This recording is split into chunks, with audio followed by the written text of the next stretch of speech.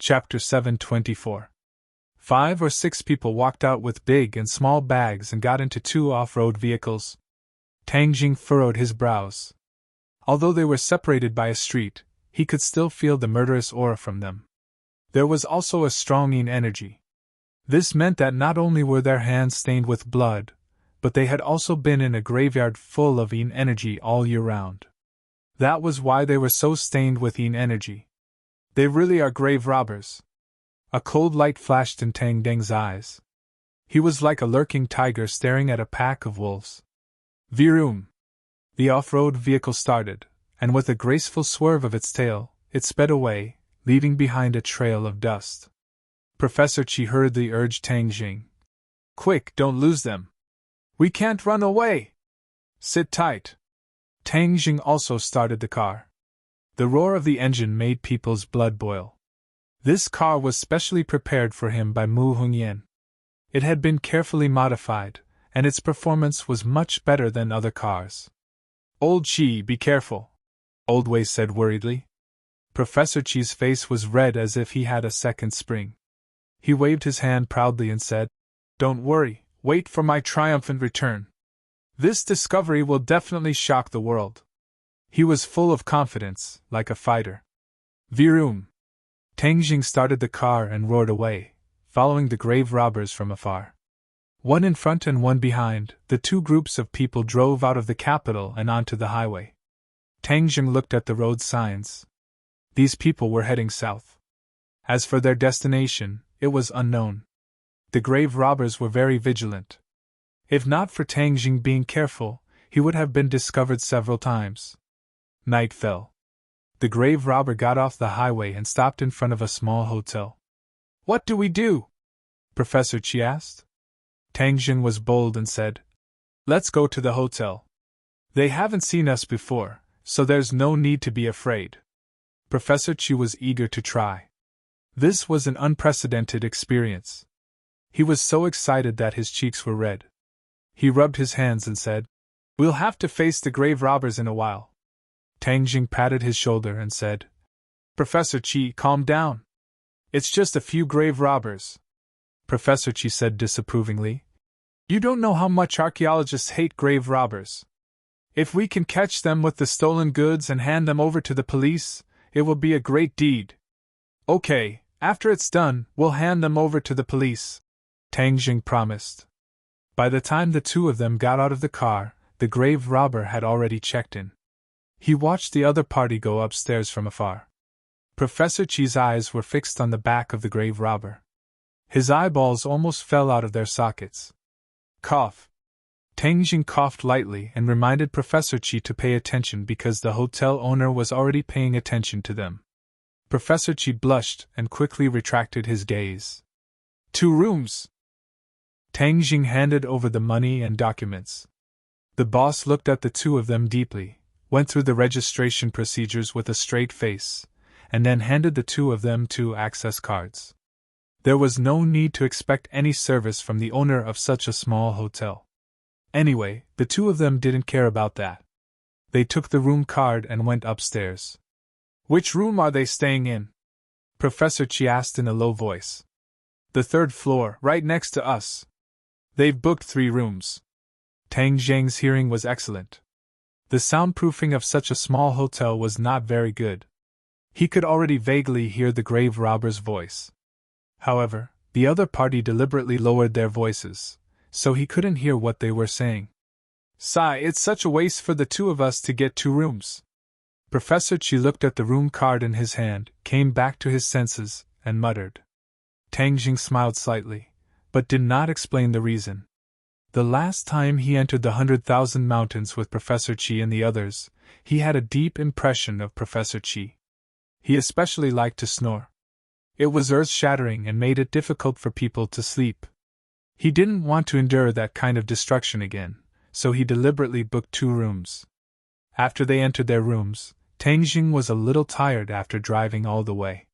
He ate a little and went to sleep.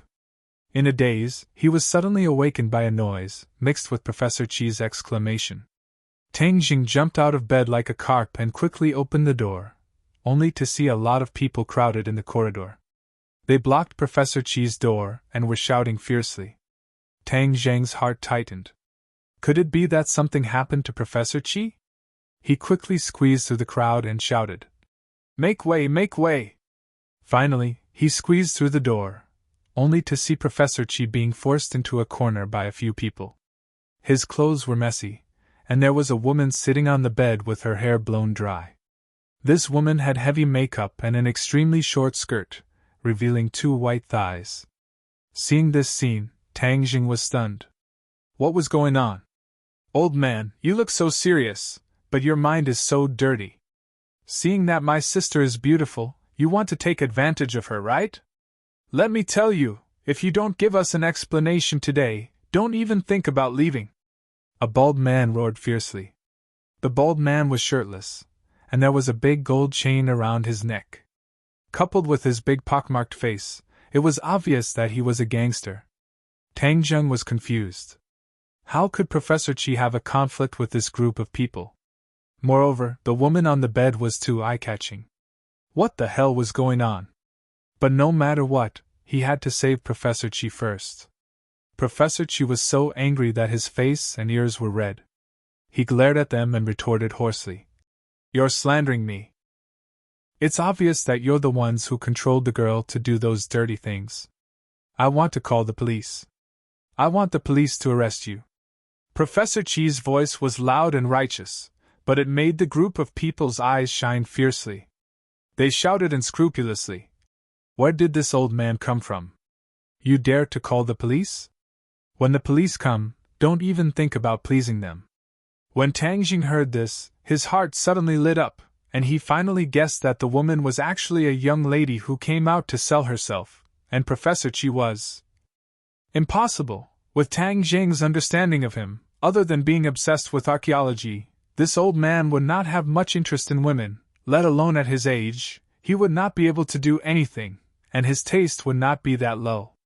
This was a trap, an immortal's trap. Although Tang Jing had never really encountered it, he had made many friends with people from all walks of life. He still knew a little about this kind of dirty trick. Perhaps the 2 of them had been targeted since they entered the hotel. The boss must have been in cahoots with this group of people.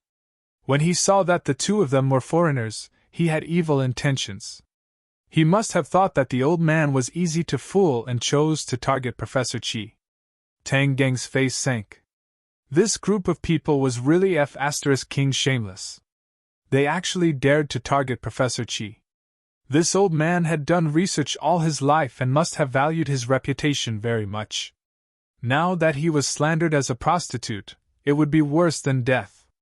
Tang Jing did not delay and rushed over with large strides.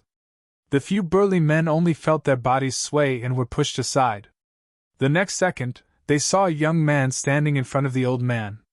The bald man stared and disdainfully said, "Oh, you actually have an accomplice. So what? This old man bullied my little sister. If he doesn't give an explanation, no one can step out of this door."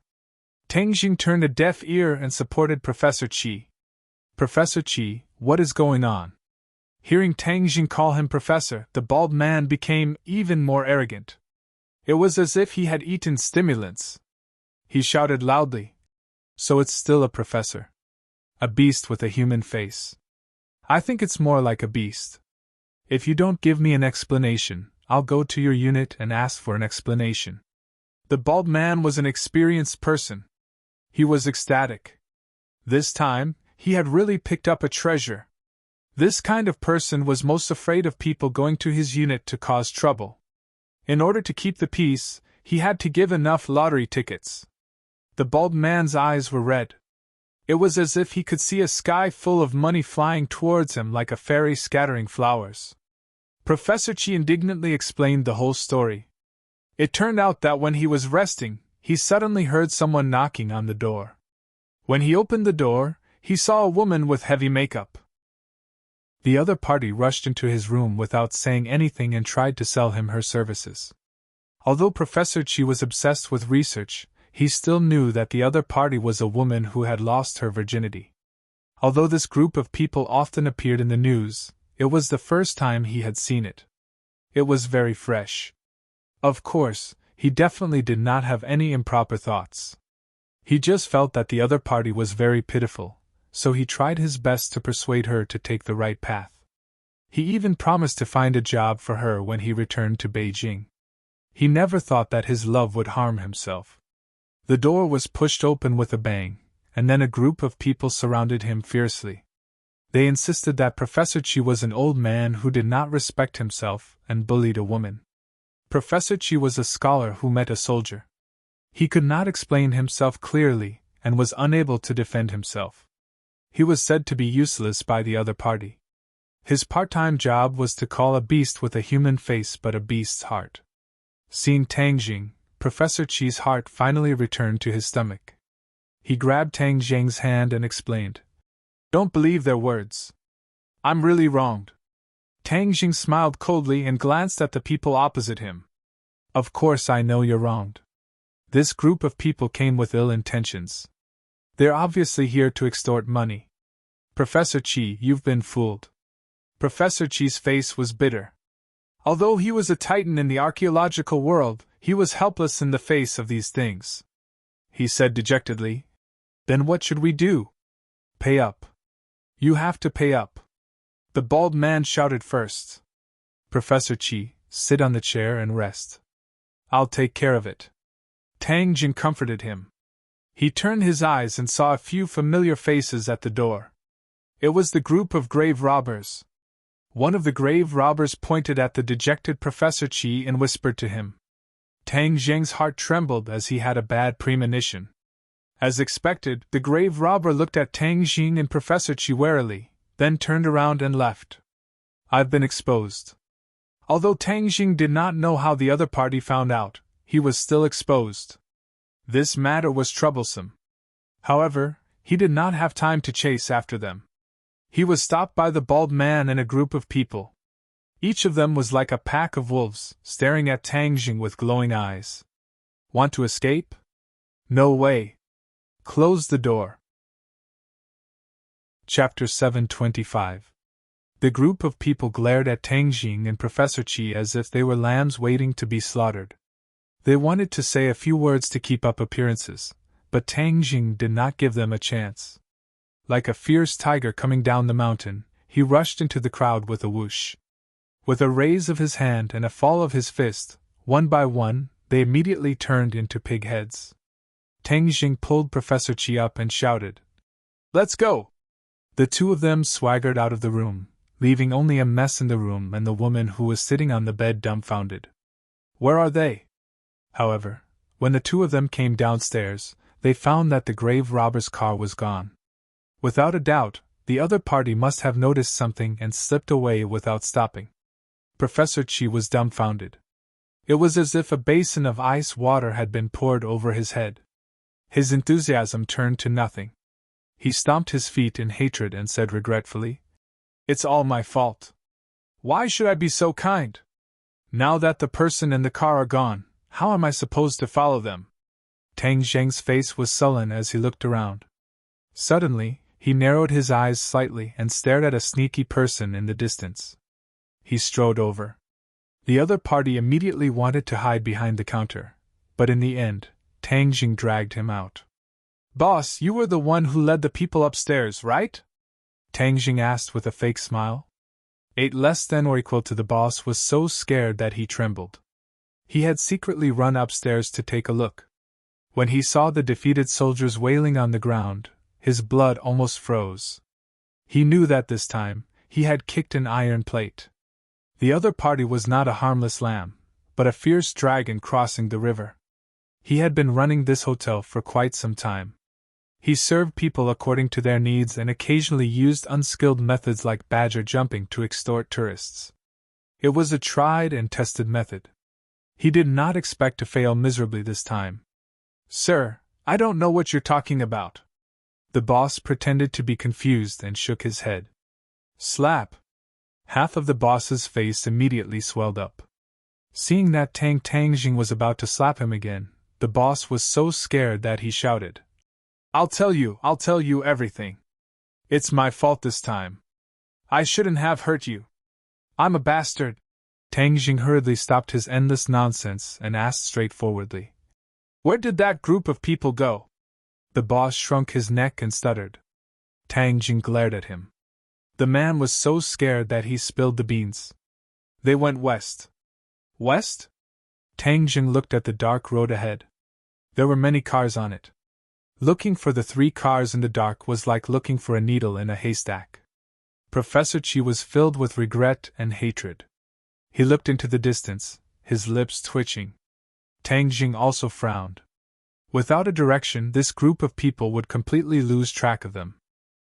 How would they find the ancient tomb then? Seeing that Tang Jing was silent, the boss was afraid that he would vent his anger on him, so he reminded him. "So you're looking for those people? They're not easy to deal with." "Huh?" Tang Jing moved his head and asked. "Do you know them?" "No, I don't." The boss hurriedly shook his head. "But they used to live here. I can tell they're not easy to deal with. Also, they have a smell on them." "Smell? What smell?" Tang Jing asked curiously.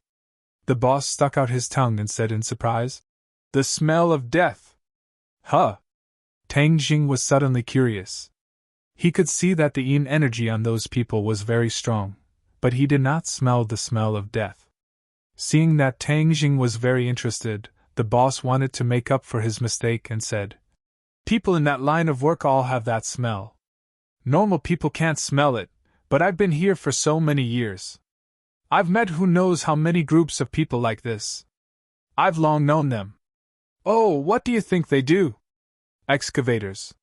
The boss smiled slyly. Tombstone was also a tomb robber. This boss really had some experience. "Then do you know where they went? If you can tell me, then I'll let you go. Otherwise, I'll make sure you spend the rest of your life in a wheelchair." "Yes." The boss was convinced. "I'll tell you. They went to Qinling." "Qinling?" "Yes, there are many ancient tombs there. It's simply a paradise for these people. Who knows how many people go there every year. Moreover, many people have poured out treasures from there."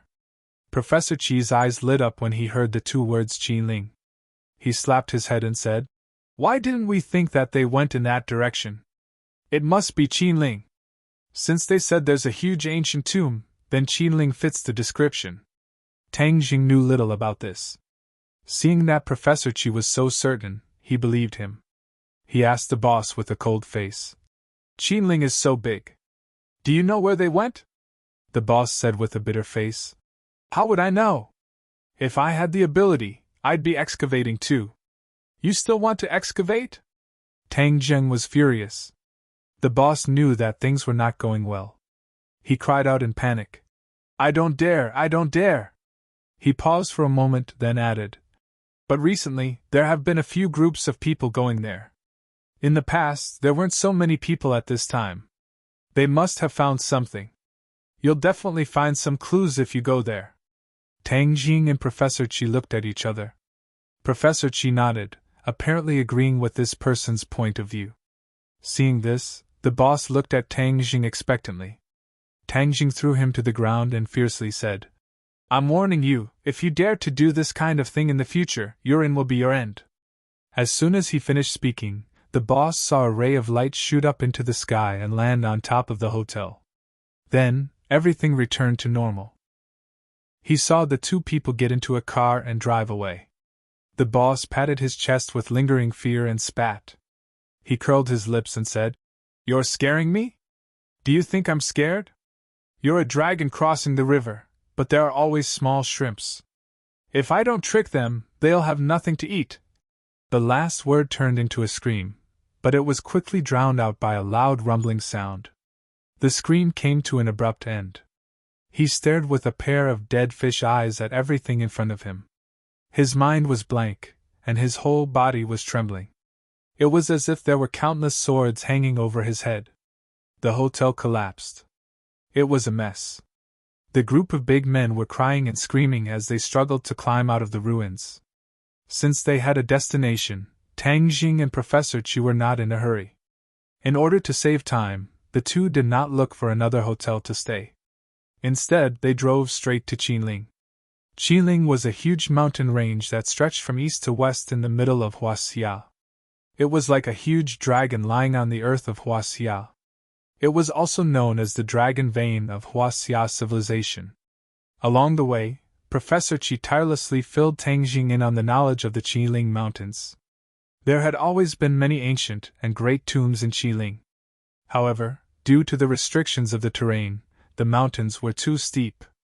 There were also many unknown ancient tombs buried here. This caused the tomb robbers to run rampant. They even used gunpowder to open the mountains and blow up the tombs, destroying countless cultural relics.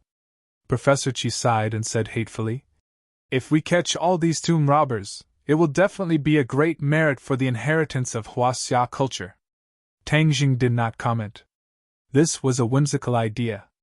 Human nature sought benefits and avoided harm.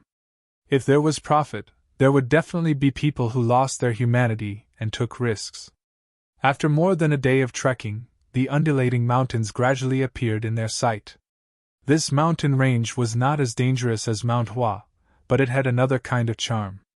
The undulating mountains were more shocking than the hundreds of thousands of mountains in southern Yunnan.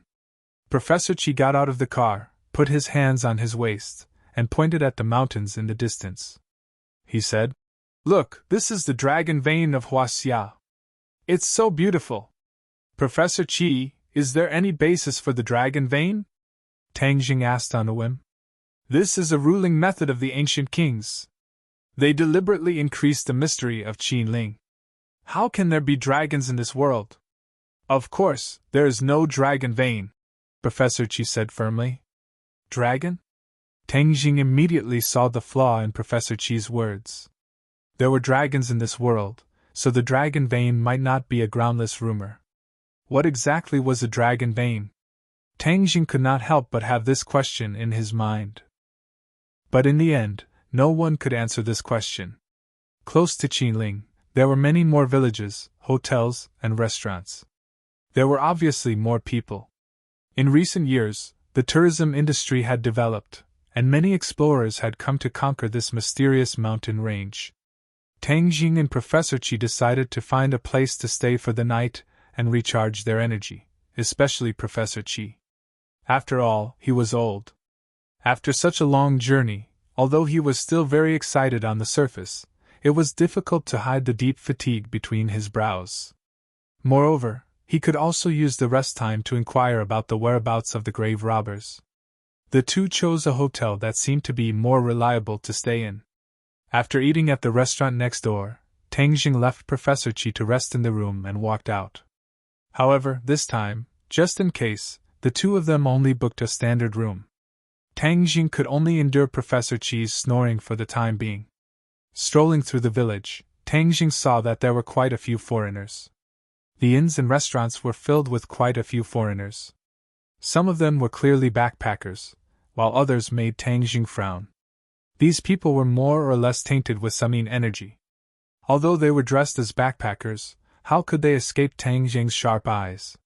He walked around the village vigilantly, but he did not find the group of grave robbers. However, he saw a few other groups of grave robbers. This was really a paradise for grave robbers, a disaster area for Huaxia civilization. After a night of silence, Tangjing endured Professor Qi's bombardment. Professor Qi once again regained his vigor and kept urging Tangjing to quickly enter the mountain. Since the group of grave robbers was not in the village, then they must be impatient to enter the mountain. If the grave robbers had arrived a step earlier, who knew how many cultural relics would have been destroyed? Chapter 726. The Qiling Mountains were not as steep as the Huashan Mountains, but they were continuous and lush. It was easy for people to lose their way. In this vast mountain, once one lost their way, it was not an exaggeration to say that they would eventually be trapped to death. The two of them had been on the road for half a day. The road under their feet changed from a main road to a winding path. In the end, there was no way to go. There were thorns and vines in front of them. If Professor Qi came alone, he would have been unable to move an inch. However, with Tangjing, everything became easier. The War Soul Sword was overkill. With one strike, the thorns and vines were defeated, The two of them easily shuttled through the vast mountain. They were much faster than the average person. Bang! Suddenly, a clear gunshot echoed in the mountain forest. It was particularly ear-piercing. Professor Chi shrunk his head and was shocked. He exclaimed in a low voice, "There are enemies!" Tang Jing looked up as if nothing had happened. In the distance, he saw a figure flashing in the dense forest.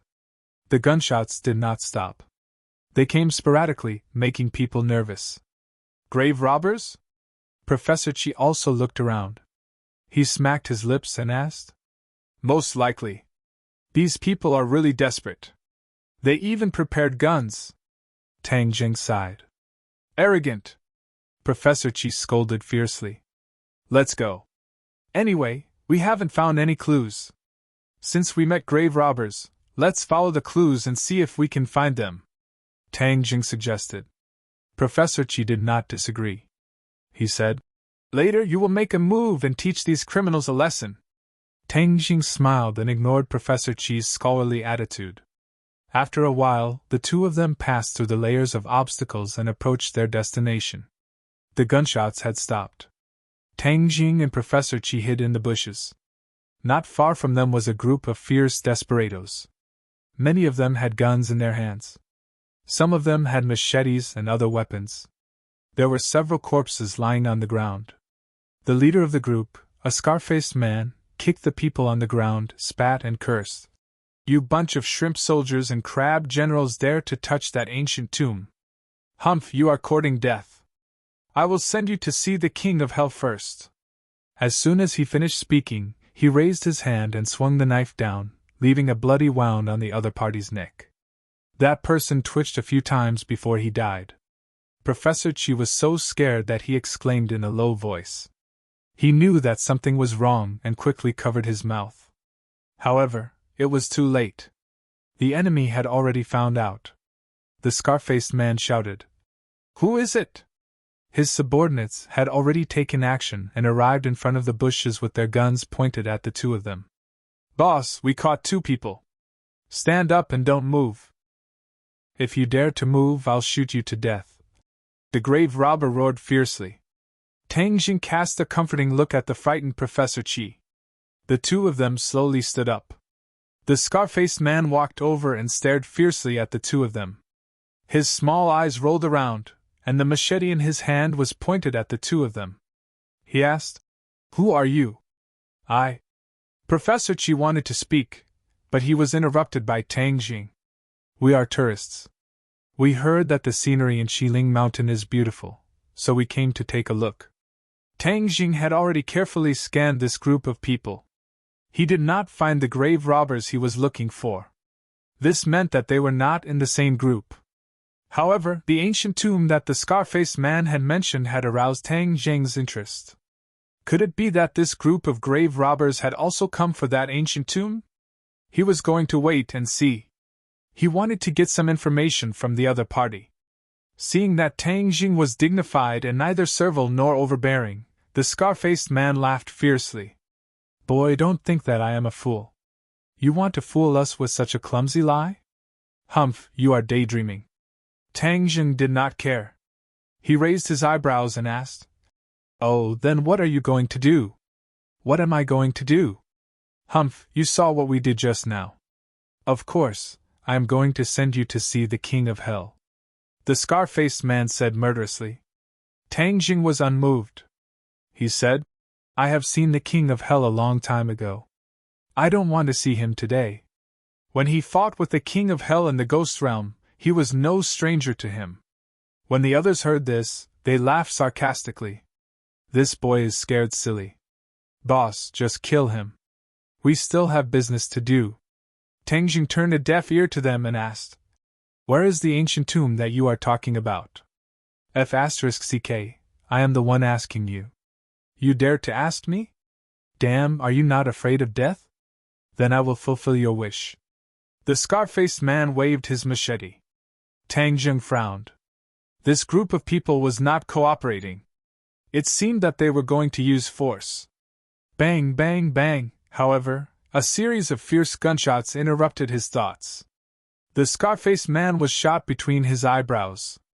Blood flowed out. His eyes were wide open as he fell to the ground with grievances.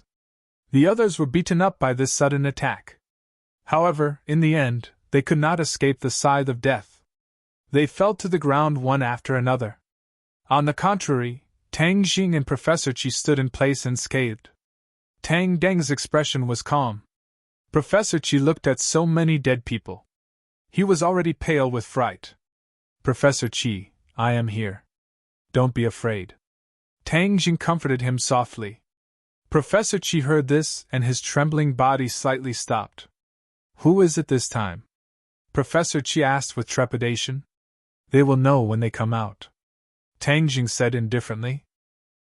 In this kind of rain of bullets, it was not difficult for him to escape. However, he did not want to reveal his strength immediately. Moreover, this group of people who suddenly attacked were stronger. He wanted to see who they were.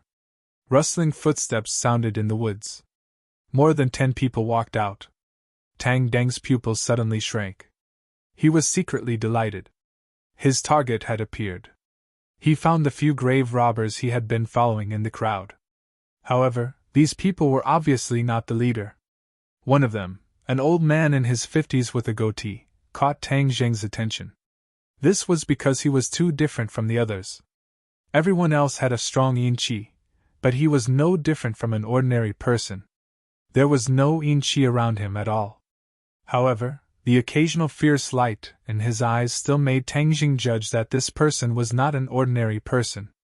As the saying goes, a dog that bites does not bark. This old man was the dog that bites. He was much more powerful than the other people who looked fierce. This person seems to be the leader of the grave robbers. However, there is no yin qi on him. How can a person who has been drilling into graves for many years not be surrounded by yin qi? Could this old man have a way to resolve it? It was extremely unusual to be able to resolve the yin qi. Tang Jing stopped underestimating him. The grave robbers surrounded them. More than 10 guns were aimed at the two of them. One of the grave robbers whispered a few words in the old man's ear. The old man looked surprised. His gaze went past Tang Jing and circled around Professor Qi. Eh? Tang Jing looked at him curiously. The person who whispered to the others in the inn was also the grave robber just now. Could it be that he had found some clues? The old man walked over and looked at Professor Qi with burning eyes. The famous Professor Qi Shaoan has graced us with your presence. What a surprise! Ah! Professor Qi let out a cry of surprise. The other party had actually seen through his identity. This was too unexpected. Tang Jing suddenly understood. No wonder the grave robbers in the inn had escaped. It turned out that one of them had seen through Professor Qi's identity. Professor Qi was a titan in the archaeological world. It was not strange that the grave robbers could recognize him. Because of Professor Qi's prominent identity, the grave robbers must have thought that he was an official. They thought that the police had targeted them, so they ran away without stopping. Seeing Professor Qi so surprised, the old man looked around and shouted, "Police friends, you want to catch me, Wu Lao Er? Then please show yourself. How can you hide so sneakily?" There was no response from the dense forest. Wu Lao Er frowned and said, "Could it be that you are showing yourself because there is going to be blood? Professor Qi is a titan in the ancient examination world. If anything happens to him, you will not be able to bear the consequences." There was still no response. Professor Qi shouted, "What nonsense are you talking about? Where did the police come from?" Eh? Wu Lao Er stroked his goatee. His eyes flashed as he said, "So you are saying that you are acting alone?" "How am I acting alone? There are 2 of us," Professor Qi said angrily. Wu Lao Er glanced at Tang Jing and said, "Is bringing a student that useful?" It was clear that he thought that Tang Jing was an ordinary student. In fact, when Tang Jing was quiet, he really had a scholarly aura. It was not surprising that Wu Lao Er misjudged him. Professor Qi said with a red face, "What's wrong with 2 people? Facing a group of grave robbers like you, 2 people are enough." Ha! The group of people laughed without restraint. They looked at Professor Chi as if they were looking at an idiot. Tang Jing had been watching coldly from the side. This Wu Lao air was not simple. He was waiting to catch this group of people in one fell swoop and then ask about the whereabouts of the ancient tomb. Professor Chi, you have followed us all the way. You must have heard the news, right? Hee, you've come just in time. This time, even the heavens are helping me. Last time, I wasn't able to enter the center of the ancient tomb. This time, with you and our ample preparations, we will definitely succeed. Second Elder Wu changed the topic and said mysteriously. What do you mean? Professor Chi asked righteously. Of course it's to pull you in. Professor Chi, with your knowledge, after the matter is done, I will give you 10% of the profits. How about it? This is much more money than doing research. Wu Lao Er said temptingly. Professor Chi flew into a rage. This was simply a humiliation to him. He did research to pass down Chinese culture. How was it for money? This group of people was tarnishing his character. He was about to scold them when Tang Jing grabbed his hand and said, Professor Chi, 10% of the profits is not a small amount. Aren't we lacking research funds? Won't this solve our problem? As he said this, he secretly winked at Professor Chi. Haha, your student is a smart person. A wise man submits to circumstances. In this society, who can't live with money? Wu Lao Er said with praise. Professor Chi was not an idiot. After seeing this, he immediately understood that Tang Jing wanted to pretend to join them and then follow them into the ancient tomb. Professor Chi was not a pedantic person. Moreover, with Tang Jing accompanying him, he was not afraid. He took a deep breath and said as if he had no choice. All right, but 10% is not enough. 20%. Chapter 727.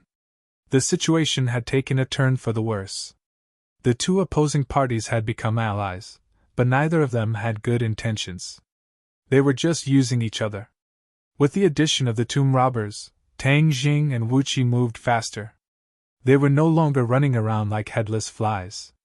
Wu Lao explained the current situation to the two of them.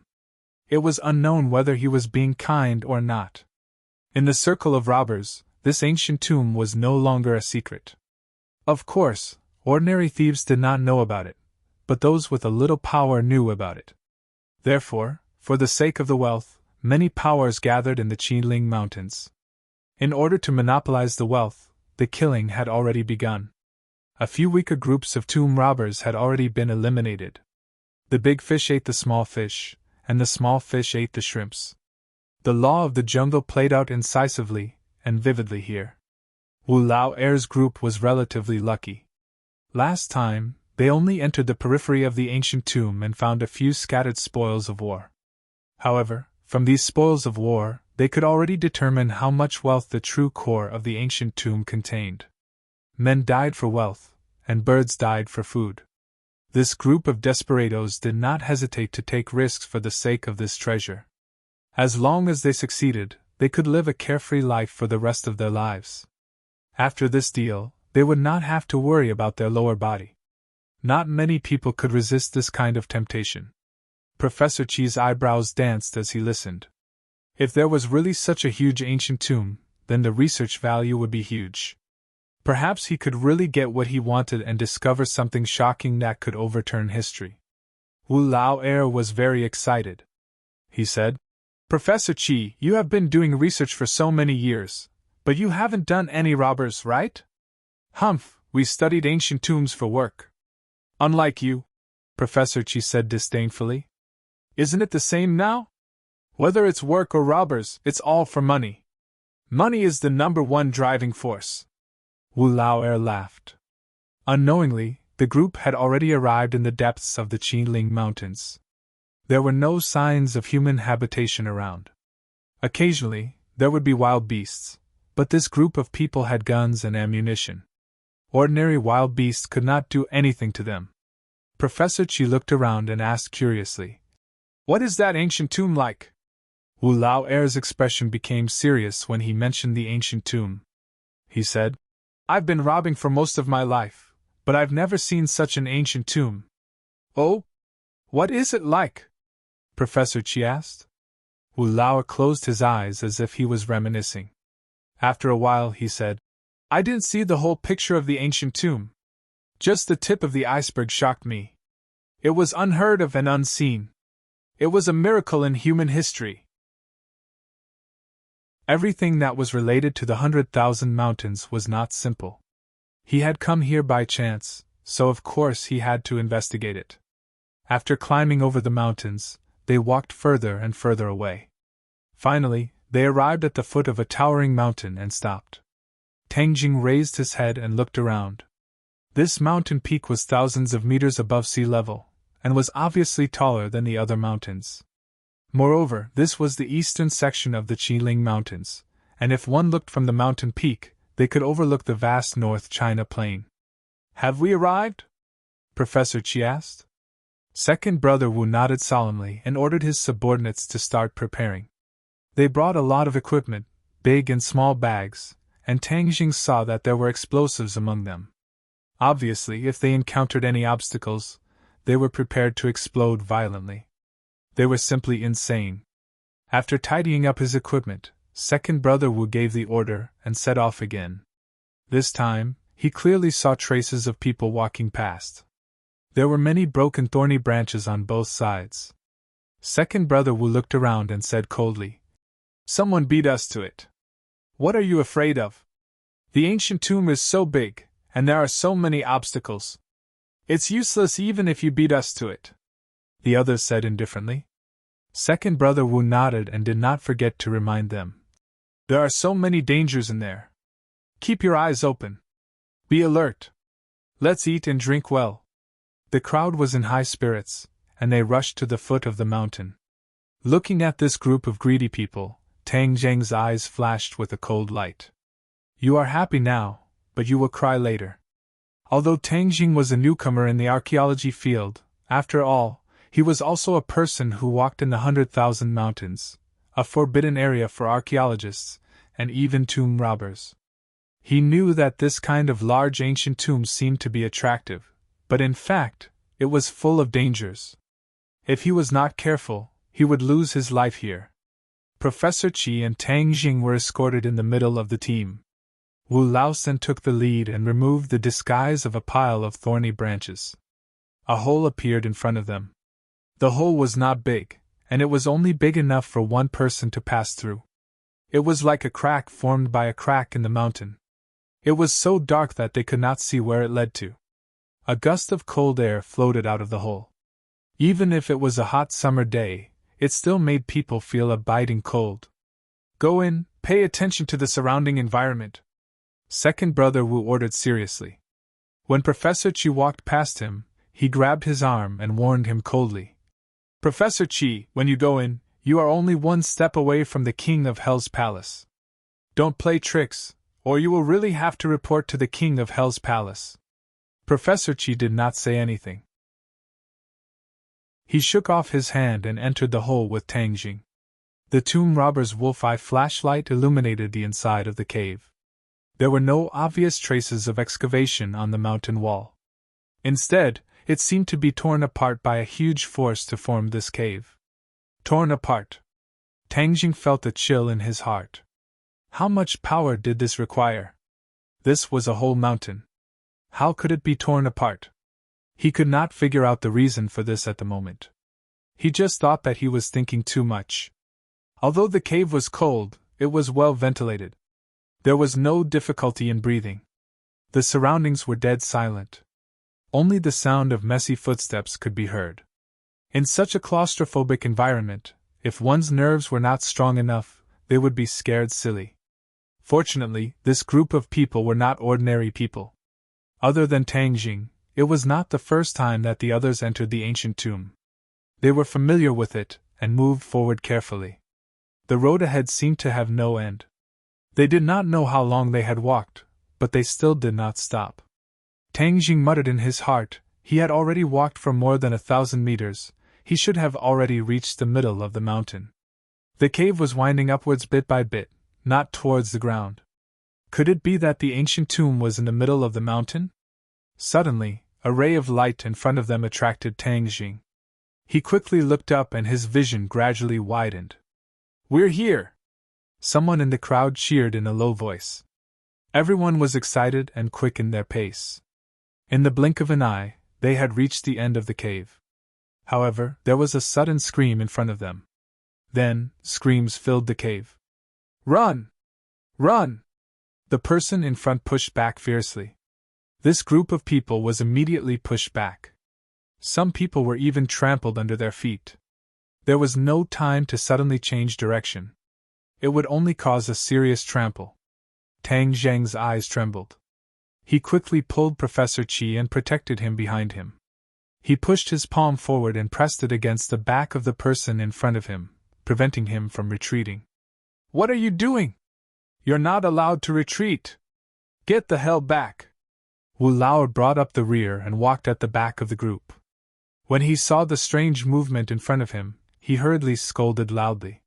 His voice finally made people relax slightly. However, panic still lingered in their hearts.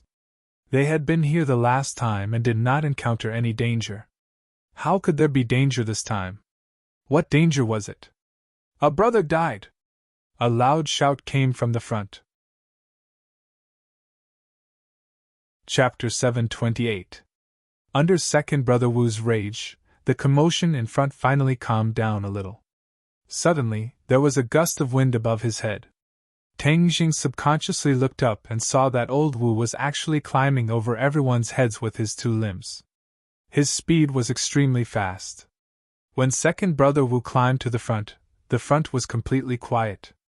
Only a few muffled bangs could be heard, and second brother Wu's voice was heard. "All of you, come over here!" Everyone rustled out of the cave, and their eyes lit up. The few corpses on the ground were very eye-catching. They were all stabbed with arrows, and blood flowed all over the ground. Everyone's expression was a little unsightly. Dying before the start of the expedition was not a good sign. "Damn it, we didn't see the mechanism last time we came. Why is there a mechanism this time?" Second brother Wu fiercely spat and cursed. Everyone else was silent. How could they know the reason? The people walking in front could not help but recall the scene they had just seen. One arrow after another shot out from the holes in the opposite wall. It was impossible for flesh and blood to block it. Tang Jing also clicked his tongue in wonder. The ancient people's mechanism had been baptized for so long, but it could still be triggered. He also subconsciously looked at the opposite side. Suddenly, his mind was greatly shaken. His pupils were filled with a huge object. Immediately, he was dumbfounded and his jaw almost fell to the ground. Professor Qi's reaction was even stronger than his. He directly screamed and rushed over without caring about his own safety. The others were attracted by the reactions of these two people.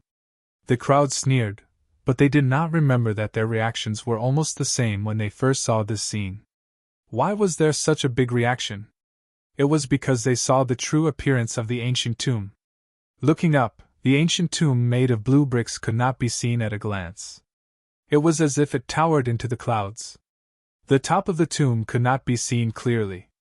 Moreover, as far as the eye could see, there was no end to it. This ancient tomb seemed to be boundless, as vast as the sea and as majestic as the mountains. How could there be such a strange ancient tomb in the mountains of Qinling? How did the people in the past build it? Question marks came one after another, drilling into Tang Zheng's mind one after another, making him unable to find an answer. Professor Qi was already lying on top of the ancient tomb. He wished he could grow 1,000 pairs of hands and touch every inch of the ancient tomb. The blue bricks seemed to make his heart beat faster than a woman's skin. The grave robber sneered at Professor Qi and said, "Professors are indeed stupid. It's not worth anything. What's there to touch? It's not like it's a woman." Second brother Wu's face was livid. He pulled Professor Qi aside and said, "What are you talking about? Hurry up and find a way to enter the tomb." In fact, this was only the periphery of the tomb. One had to break through the bricks to truly enter the tomb. Professor Qi slowly came back to his senses. His eyes became serious and dignified as he asked, "Where did you steal the bronze mask from?" "Bronze mask?" Wu Lao was stunned for a moment before he sneered and said, "So it was because of this that you were lured all the way here from the capital." After pausing for a moment, second brother Wu pointed at the surrounding walls and said, "Look, it's the pit on the wall. Do you see it? The mask is embedded in it." I was almost scared to death at first glance. Tang Jing and Professor Qi followed his finger and looked over. Sure enough, there were many pits on the surrounding walls. The size of the pits matched the bronze mask. Tang Jing's face sank and asked, "There are so many pits. There must be a lot of bronze masks. Where are the others?" Second brother Wu spread out his hands and said, "How would I know? They must have been sold. There were a lot of people who came in. Although they didn't enter the tomb, they looted all the good things here." "What a sin!" Professor Qi cried out loudly. He wanted to hit the ground with his head. The grave robbers' behavior was heartbreaking. If they didn't destroy the bronze masks, they would definitely be able to research a lot of new things. Tang Jing felt a little regretful. If there were so many masks, he could absorb more spiritual energy to increase his cultivation. Second brother Wu's face turned red and he said angrily, "Professor Qi, don't blame me for being rude if you continue to be noisy." Professor Qi snorted and glared fiercely at Wu Lao. It was as if he was looking at a mortal enemy. Second brother Wu pretended not to see and said, "Think of a way to enter the tomb." "What about the tomb door?" Professor Qi asked. Second brother Wu shook his head. "It's useless. The tomb door is a 10,000-pound boulder. I've never seen such a huge boulder. It's impossible to push it open with human strength." Professor Qi curled his lips and said disdainfully, "How did the ancients succeed? Humph, it's not that human strength can't do it. It's just that some people are too stupid." Second brother Wu was insulted and glared angrily. However, he forced himself not to flare up. He still had to rely on Professor Qi. Tang Jing didn't know whether to laugh or cry. Sometimes Professor Qi was stubborn to the point of being cute. Facing this group of fiendish grave robbers, he was like a warrior. "Lead the way to the tomb door," Professor Qi said unquestionably. Second brother Wu was helpless and could only lead the two of them along the tomb for a long distance before finally arriving at the tomb door. The tomb door was about 10 meters tall, and it was really a solid stone door. It was unknown how the ancient people built such a giant, but compared to this miraculous ancient tomb, this tomb door was nothing. Second brother Wu looked up at the tomb door and smacked his lips. "We can't enter from here. We brought enough gunpowder so we can definitely blow open the tomb. Scram to the side." Professor Qi's temper flared up. He completely ignored the other party and began to fumble around the tomb door. Second brother Wu was about to explode. He gritted his teeth and said, "Professor Qi, I'll give you 10 minutes. If you can't do anything, whether you agree or not, I can only blow it up." Professor Qi snorted and didn't comment. He continued to work as he pleased. When Tang Jing saw this, he also went over and touched it. It was cold to the touch as if he was touching ice. This wasn't because of the special material of the bricks but because this place had accumulated too much yin qi over the years. Seeing Professor Qi so serious and persistent, Tang Jing didn't want to disturb him. Thus, Tang Jing began to study the tomb door again. He placed his hands on it and silently circulated his energy. Whoosh! He took a deep breath and released his true qi, but the tomb door didn't move. Huh! Tang Jing was secretly speechless. This really wasn't something that could be done by human strength. Time passed minute by minute. The tomb robbers were like ants on a hot pan. They walked in circles and looked at Professor Qi with burning eyes. Boom! Suddenly, there was a loud sound. The huge echo reverberated in the enclosed space. It was deafening and almost made people fall to the ground. "What's wrong?" the tomb robbers shouted in panic. Professor Qi roared angrily. "Didn't I forbid you to use explosives?" Second brother Wu said with grievance. "It's not us." "Who else?" Wu Lao shook his head and said, "We don't know how many people are still inside." His face became tense as he said this. "We don't know how many people have already entered." We can't wait any longer. We have to blast open a hole and rush in. Otherwise, if we are too late, not even dregs will be left." The others agreed. They didn't pay attention to Professor Chi at all. They were busy preparing to set up the explosives. Professor Chi was so angry that his face turned red. He almost stomped his feet. "A bunch of idiots, idiots." His lips kept trembling, but his hands didn't stop moving. Suddenly his face turned cold. His hands stopped, and he pushed the bricks one by one. It was as if he didn't have a pattern. He casually pushed a brick. After a while, his hands had pushed no less than 10 bricks. Tang Jing was slightly surprised. He didn't find any clues. Could it be that Professor Chi found something? Second brother Wu also stared at Professor Chi. He saw Professor Chi press the last brick. Click, click, click. The sound of gears turning clearly came from the ancient tomb. All the tomb robbers subconsciously stopped what they were doing. Second brother Wu's face was filled with ecstasy. He was so smart. It was so useful to bring Professor Chi along. He was much better than a tomb robber like himself. Professor Chi turned his head and glanced at the tomb robbers with disdain. "What do you mean by human strength? What is this?" As soon as he finished speaking, the huge tomb door actually rose bit by bit. This was definitely a slap in the face. The tomb robbers' faces turned red. They couldn't refute it at all.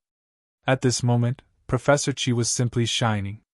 He was the absolute focus of the crowd. Tang Jing took a deep breath. He couldn't help but silently praise Professor Chi. Even he couldn't find any clues, but Professor Chi found the pattern and easily broke through the tomb door. This required a huge amount of knowledge and enough intelligence to do it.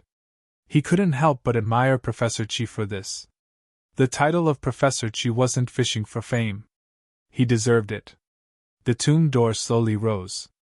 Everyone was so excited that they couldn't control themselves. They rubbed their fists and wanted to rush in. Second brother Wu hurriedly scolded. "Do you want to die? Have you forgotten the rules?" Everyone was silent. They remembered their companions who had died tragically. This wasn't an ordinary ancient tomb. It was an ancient tomb filled with danger. They hurriedly retreated. A gust of cold wind swept out from the tomb door, causing their teeth to chatter. Such a strong yin qi! Tang Jing was secretly speechless. This was more serious than he had expected. If a place had too much yin qi, it was definitely not a good thing. Back then, ordinary Balance's ominous land had too much yin qi and evil spirits frequently appeared. This was originally an ancient tomb. Would there be those dirty things? However, he was still bold. He thought to himself that even if there were those things, he could still deal with them. As for these grave robbers, they had only themselves to blame for seeking their own deaths. He did not have the leisure to save them.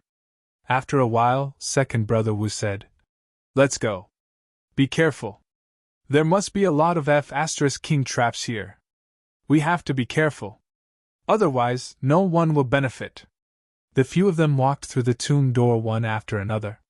With a loud bang, the tomb door fell. There was no way out.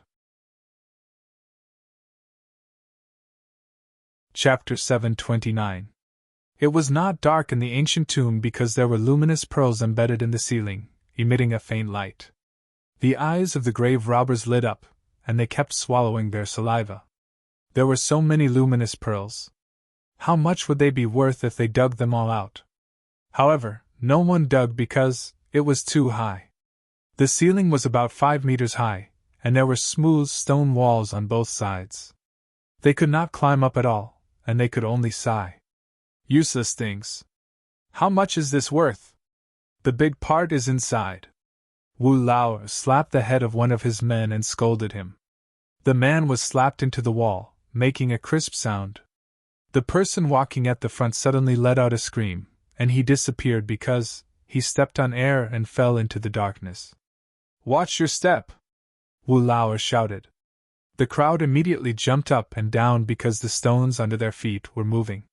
Some stones disappeared into thin air, and they were caught off guard. Tang Jing saw the stone under Professor Chi's feet disappear, and he quickly grabbed his hand. They jumped into the air and moved to another stone slab. However, that stone slab seemed to have lost its support and fell down. Tang Jing skimmed the surface and pulled Professor Chi through the stone slabs. However, the other grave robbers were not so lucky. After a while, more than half of them fell down. The others gathered around Wu Laoer, and they all looked as if they had lost their parents. Wu Laoer's face was ashen. He looked at Tang Jing and Professor Chi from afar with a surprised expression. Obviously, he also knew that he had misjudged them. However, the situation in front of him did not allow him to be distracted. He jumped up and down, and his toes moved quickly. He narrowly avoided stepping on air. The other grave robbers did not have his skills.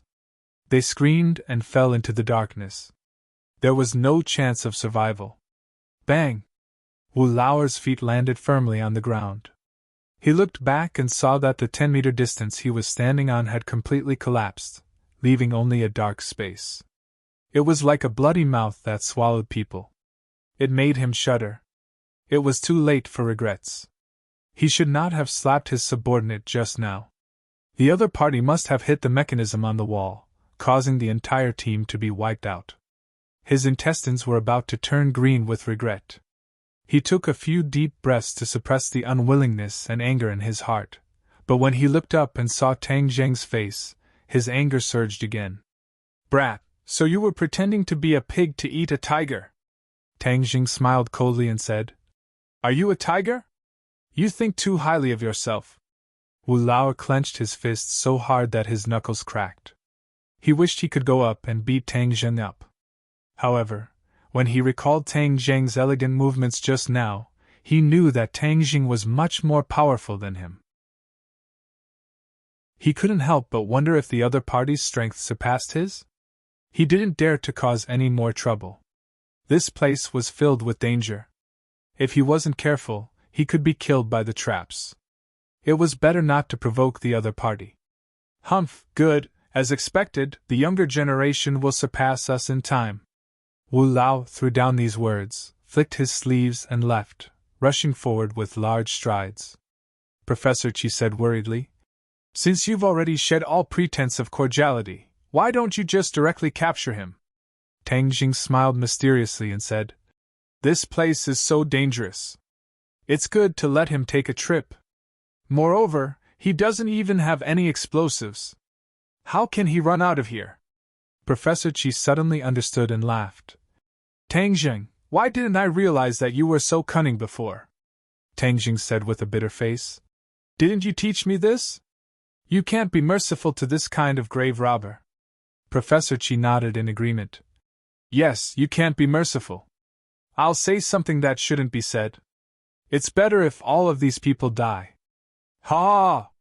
Looking at his indignant appearance, Tang Jing couldn't help but laugh. The two followed Wu Laoer and the whole way was unobstructed. They didn't encounter any more traps. Obviously, both sides were very careful.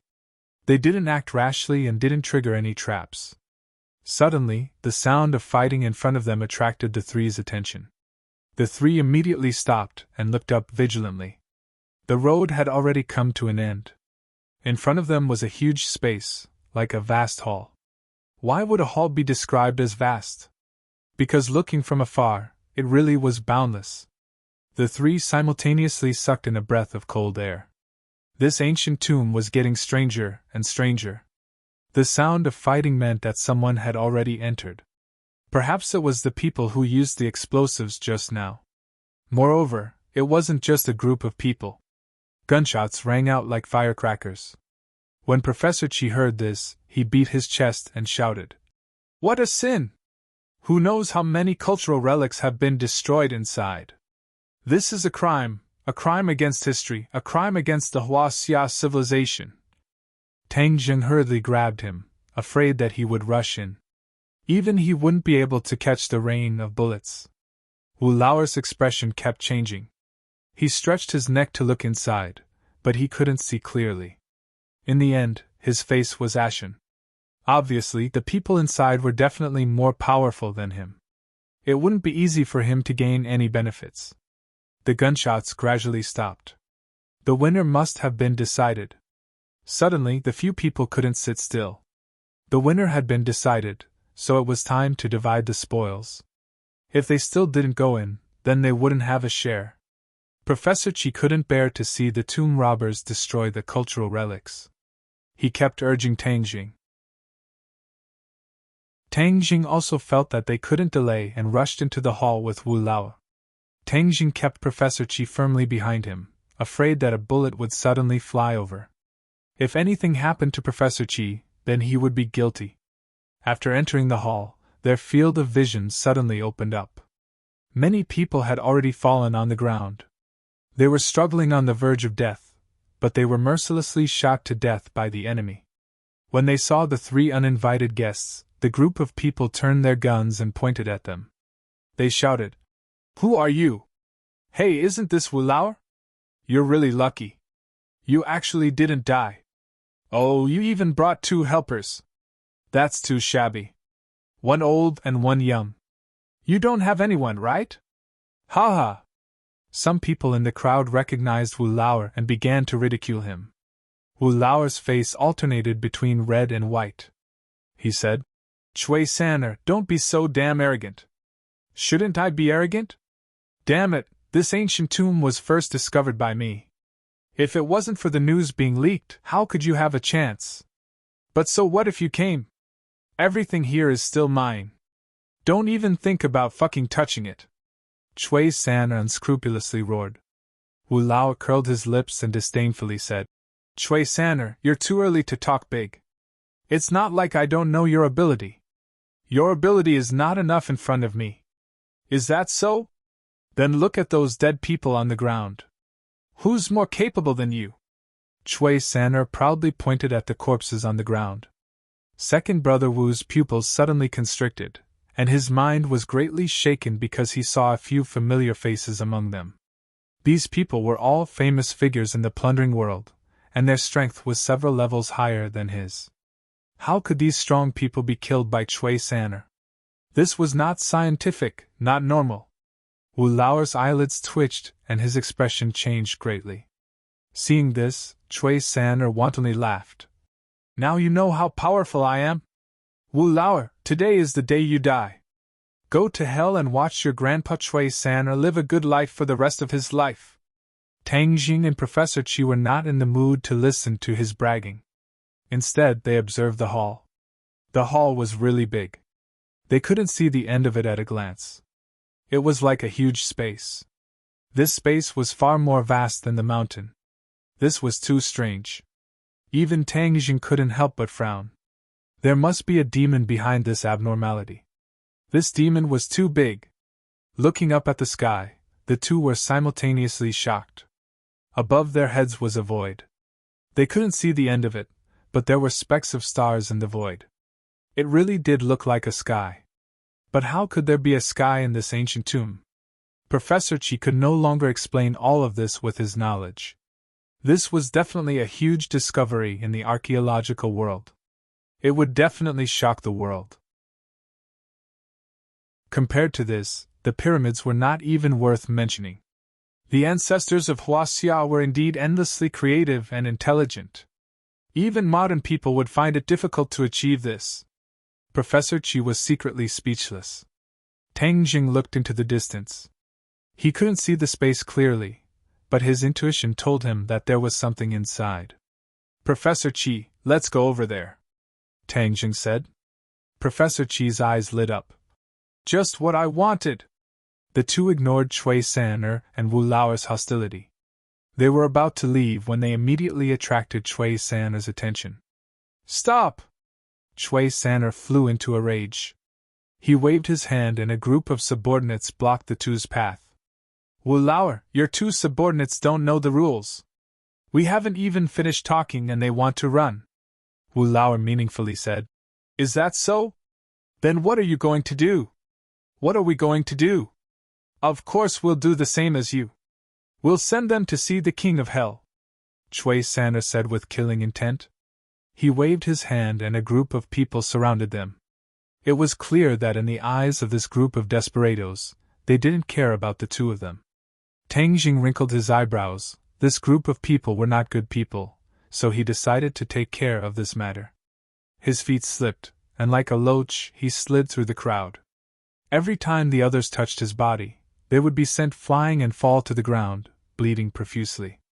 Although Wu Lao already knew that Tang Zheng's skills weren't ordinary, he didn't think that he would be this powerful. He was able to make a name for himself in this field mainly because of his master's small skills. The method to dissolve the yin qi was also a method that his ancestor had found with great difficulty. It wasn't that he was very powerful. Chui San was frightened by this scene. In the blink of an eye, he was the only one left standing. His face was ashen as he shouted, "I'm going to kill you!" He waved his hands in the air, and a scroll rose into the air and slowly unfurled. "HM?" Tang Deng's eyebrows wrinkled as he stared fixedly at this scene. Chapter 730. The scroll slowly unfolded and a mysterious force rippled out. A ray of light shot up into the sky. With the point of Chui San's finger, the light fell on Tang Zheng's body. Huh! Tang Zheng's body tensed up and he turned pale with fright. A strong suction force was firmly attracting him. What's going on? He hurriedly looked at the scroll above his head. It had been completely unfolded. The vast mountains and rivers in the scroll were vivid and lifelike, as if they were real. A whirlpool appeared in the center of the scroll, firmly attracting Tang Jing, trying to suck him in. I must not be sucked in. Although Tang Jing did not understand what the scroll was, he knew that being sucked in was not a good thing. He hurriedly circulated his qi, circulating it through his 8 extraordinary meridians to resist the suction force. Huh! Chui San was shocked to see that his tried and tested killing move did not have an immediate effect. A ruthless look flashed across his face as he said, Your third master wants to see how you can resist my mountain river map of the gods of earth and veil. As soon as his voice fell, the suction force suddenly increased. Tang Jing knew that something was wrong. He roared and pushed his palms above his head. Whoosh! A strong suction force also formed in his palms. Sky swallowing technique. 8 Since the mountain river map was a gravitational force, then he would use gravity against gravity. As expected, once the sky swallowing technique was used, the pressure suddenly decreased. War Spirit followed closely behind. With a slash of the sword, the turbulent airflow scattered in all directions. Chui San could not stand steadily and sat on the ground. Without Chui San's support, the mountain river map floated down. Tang Jing jumped and caught it. Don't touch my treasure, quickly return it to me. Seeing this, Chui San hysterically shouted and wanted to circulate his qi. However, how could Tang Jing give him the chance? A cold light flashed in his hand and War Spirit flew out, piercing through Chui San's chest. Oh my God! Wu Lao, who had been sitting on the mountain and watching the tigers fight, was so scared that he ran away. This scene was completely beyond his understanding, and his heart was instantly filled with fear. Tang Jing glanced at Wu Lao, who had already rushed into the darkness ahead. He didn't immediately chase after him. Instead, he carefully observed the scroll in his hand. The scroll was about half a meter long, and various mountains and rivers were drawn on it. Moreover, most of them were not mountains and rivers in Hua Xia's reality, which made Tang Jing quite surprised. There was a mysterious fluctuation of spiritual energy on the painting. Could it be that the treasure Chui San obtained from the Grand Myriad Mountains was this stately painting? Did he find this ancient tomb just by relying on this map? Professor Qi also came over and stared straight at the painting. His eyes lit up as he looked at the bright stars in the sky. I've never seen such a magical painting. Look at the river, the water is actually flowing. And that forest, the branches and leaves are swaying as if they're being blown by the wind. Professor Qi was already dumbfounded as he cried out in surprise. Tang Jing fixed his eyes on it. Sure enough, he didn't notice this clue just now. Every blade of grass and every tree in the stately painting seemed to have vitality. This kind of thing had never been seen or heard of before. This is a miracle. Professor Chi smacked his lips, and his jaw almost fell to the ground. Professor Chi couldn't help but rub the painting, but there was nothing. The attraction just now had already disappeared without a trace. Tang Jing, can you see the secret inside? Tang Jing shook his head. He was experienced and knowledgeable, but he had never seen such a magical painting. Professor Chi, let's go back and study it carefully. Let's catch up first. There must be more things over there, Tang Jing reminded. Professor Chi's eyes lit up, and he nodded in agreement. Yes, that Wu Lauer has already escaped. We must catch up to prevent him from destroying more cultural relics. Tang Jing casually threw the stately painting into the summer bag. Huh! Suddenly, he exclaimed. The stately painting didn't react at all. What's the matter? Why can't it be put into the summer bag? Tang Jing had never encountered such a situation before. Even a colossal figure like the venerable ideologist could be put into the summer bag, but this small painting couldn't be put in. This was too strange. After hearing Tang Dang's explanation, Professor Chi was also dumbfounded. He shook his head and said, "This is a matter for you cultivators. I really don't know the reason."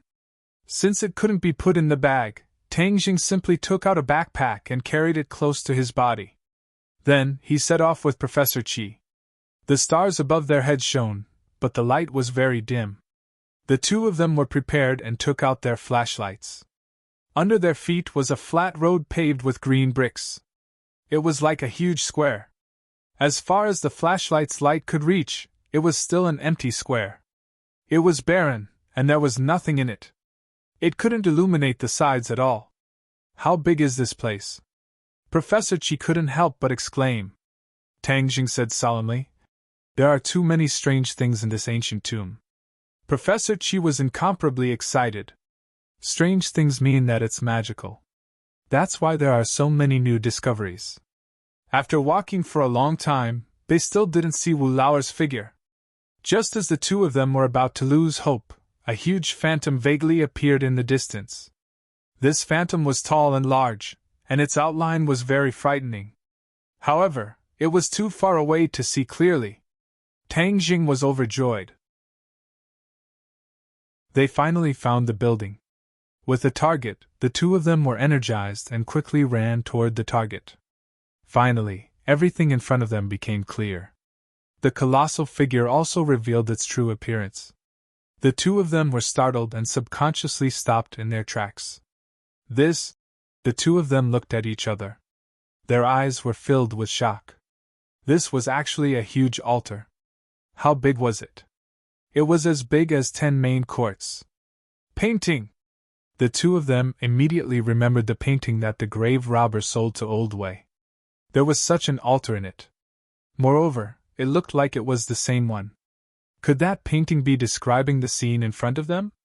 The two of them quickly remembered another scene in the painting.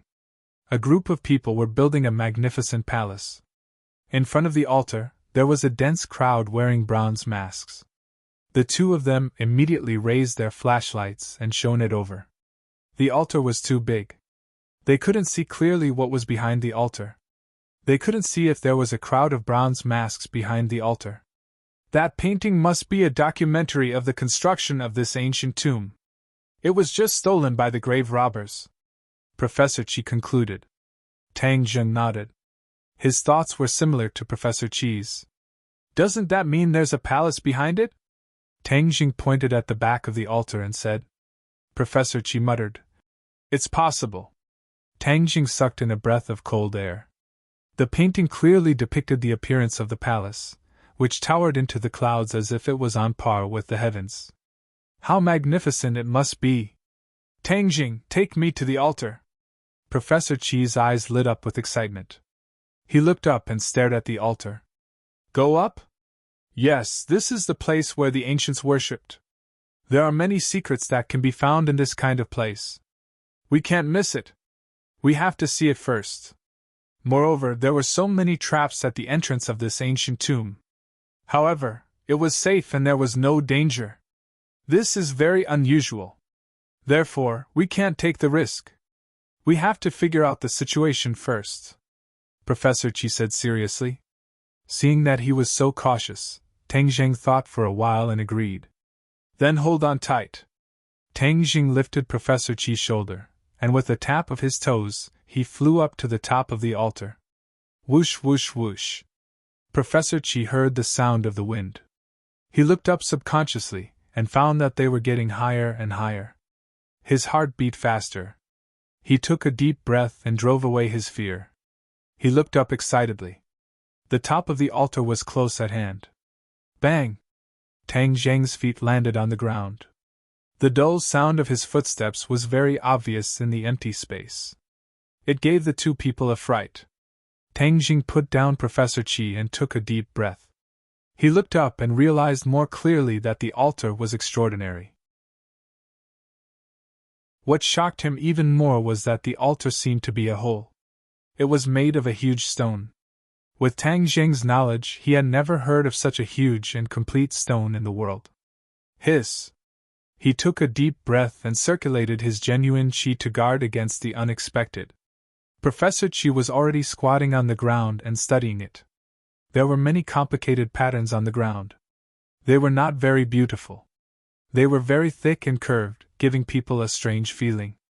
Tang Jing had seen the square of the witch tribe in the 100,000 mountains. That square contained divine power. Not only did it have the four symbols venerables, but it also had the heaven and earth mystic stone. This altar was probably as magical as the mystic stone. He did not dare to be careless. Professor Chi lowered his eyebrows and did not say anything. His thick eyebrows were deeply furrowed. He followed the patterns on the altar and ran forward. After a while, he stopped and continued to run. Tang Jing looked at him suspiciously and did not leave his side. He did not know what he had discovered. Suddenly, Tang Jing stopped and grabbed Professor Chi, who wanted to rush forward again. Professor Chi was caught and shouted in dissatisfaction. Tang Jing, what are you doing? Let go of me. Tang Jing pulled Professor Chi behind him and cautiously said, Professor Chi, don't be impatient. Hearing this, Professor Chi finally calmed down and asked, What's wrong? There's someone, Tang Jing said. Someone? Professor Chi was shocked. How could there be other people in this place? Could it be old Wu? Over Tang Jing's shoulder, Professor Chi finally saw that person. It was definitely not old Wu. Although it was only a back view, it gave people a completely different feeling. This? Who is it? Professor Chi swallowed his saliva and asked. Tang Jing shook his head and said, Let's go up and take a look. Since he had met someone, he couldn't just turn a blind eye. The two of them walked towards the opposite side. That person kept looking into the distance like a piece of wood, not reacting at all. But when the two of them were still more than 10 steps away, that person moved. He suddenly turned around and his eyes were as sharp as a peerless treasure sword, almost blinding people. He was very particular about his clothes and his outfit was exquisite. His clothes were tailored very well, and even his nails were cut very neatly, just like a woman. But he was a man, a very exquisite man. If a man used the word exquisite, then he must be extraordinary. Chapter 731. Tang Jing stared at this person, and the other party looked at him with interest. Obviously, this person was not an ancient person, but a modern person. His modern outfit was even more fashionable than Tang Jing's. Who are you? Tang Jing asked cautiously. This person was definitely not an ordinary grave robber. Those grave robbers were not even worthy of carrying his shoes. Even Tang Jing did not dare to underestimate the aura that was faintly emitted. Tang Jing! The other party did not answer, but instead called out Tang Jing's name. Tang Jing and Professor Chi were both shocked. Tang Jing was sure that he had never seen this person before. The other party left a deep impression on him. Even if he had only seen him once, he would never forget. You know me? The other party laughed, and his smile was even a bit evil. Of course I know you. Your great name is like thunder to my ears. We have never met. Yes, but I have seen your picture, the other party said bluntly. I really did not expect to see you here. Allow me to introduce myself first, otherwise it would be rude. The other party was polite, like a noble gentleman. This humble one is Jade-Faced Flying Dragon. His voice was raised a few notches, and his head was raised high as he said proudly. Jade-Faced Flying Dragon? Tang Zheng frowned. He had never heard of this person in the Jianghu. Where did this expert come from? I think you have never heard of me, but you will remember my name in the future. Jade-Faced Flying Dragon said confidently. Why? Because I want to kill you. Jade-Faced Flying Dragon deliberately dragged out the word, kill, and a murderous aura seemed to burst out from this word. Tang Zheng's body tensed up. The other party had said that he wanted to kill him. There were only two possibilities. First, he was an idiot, and only then would he be so arrogant. Second, he was a true expert, and had this confidence. Obviously, the other party did not belong to the first category. Then, he was definitely an expert, and an extraordinary one at that. He was an expert that Tang Jing could not see through.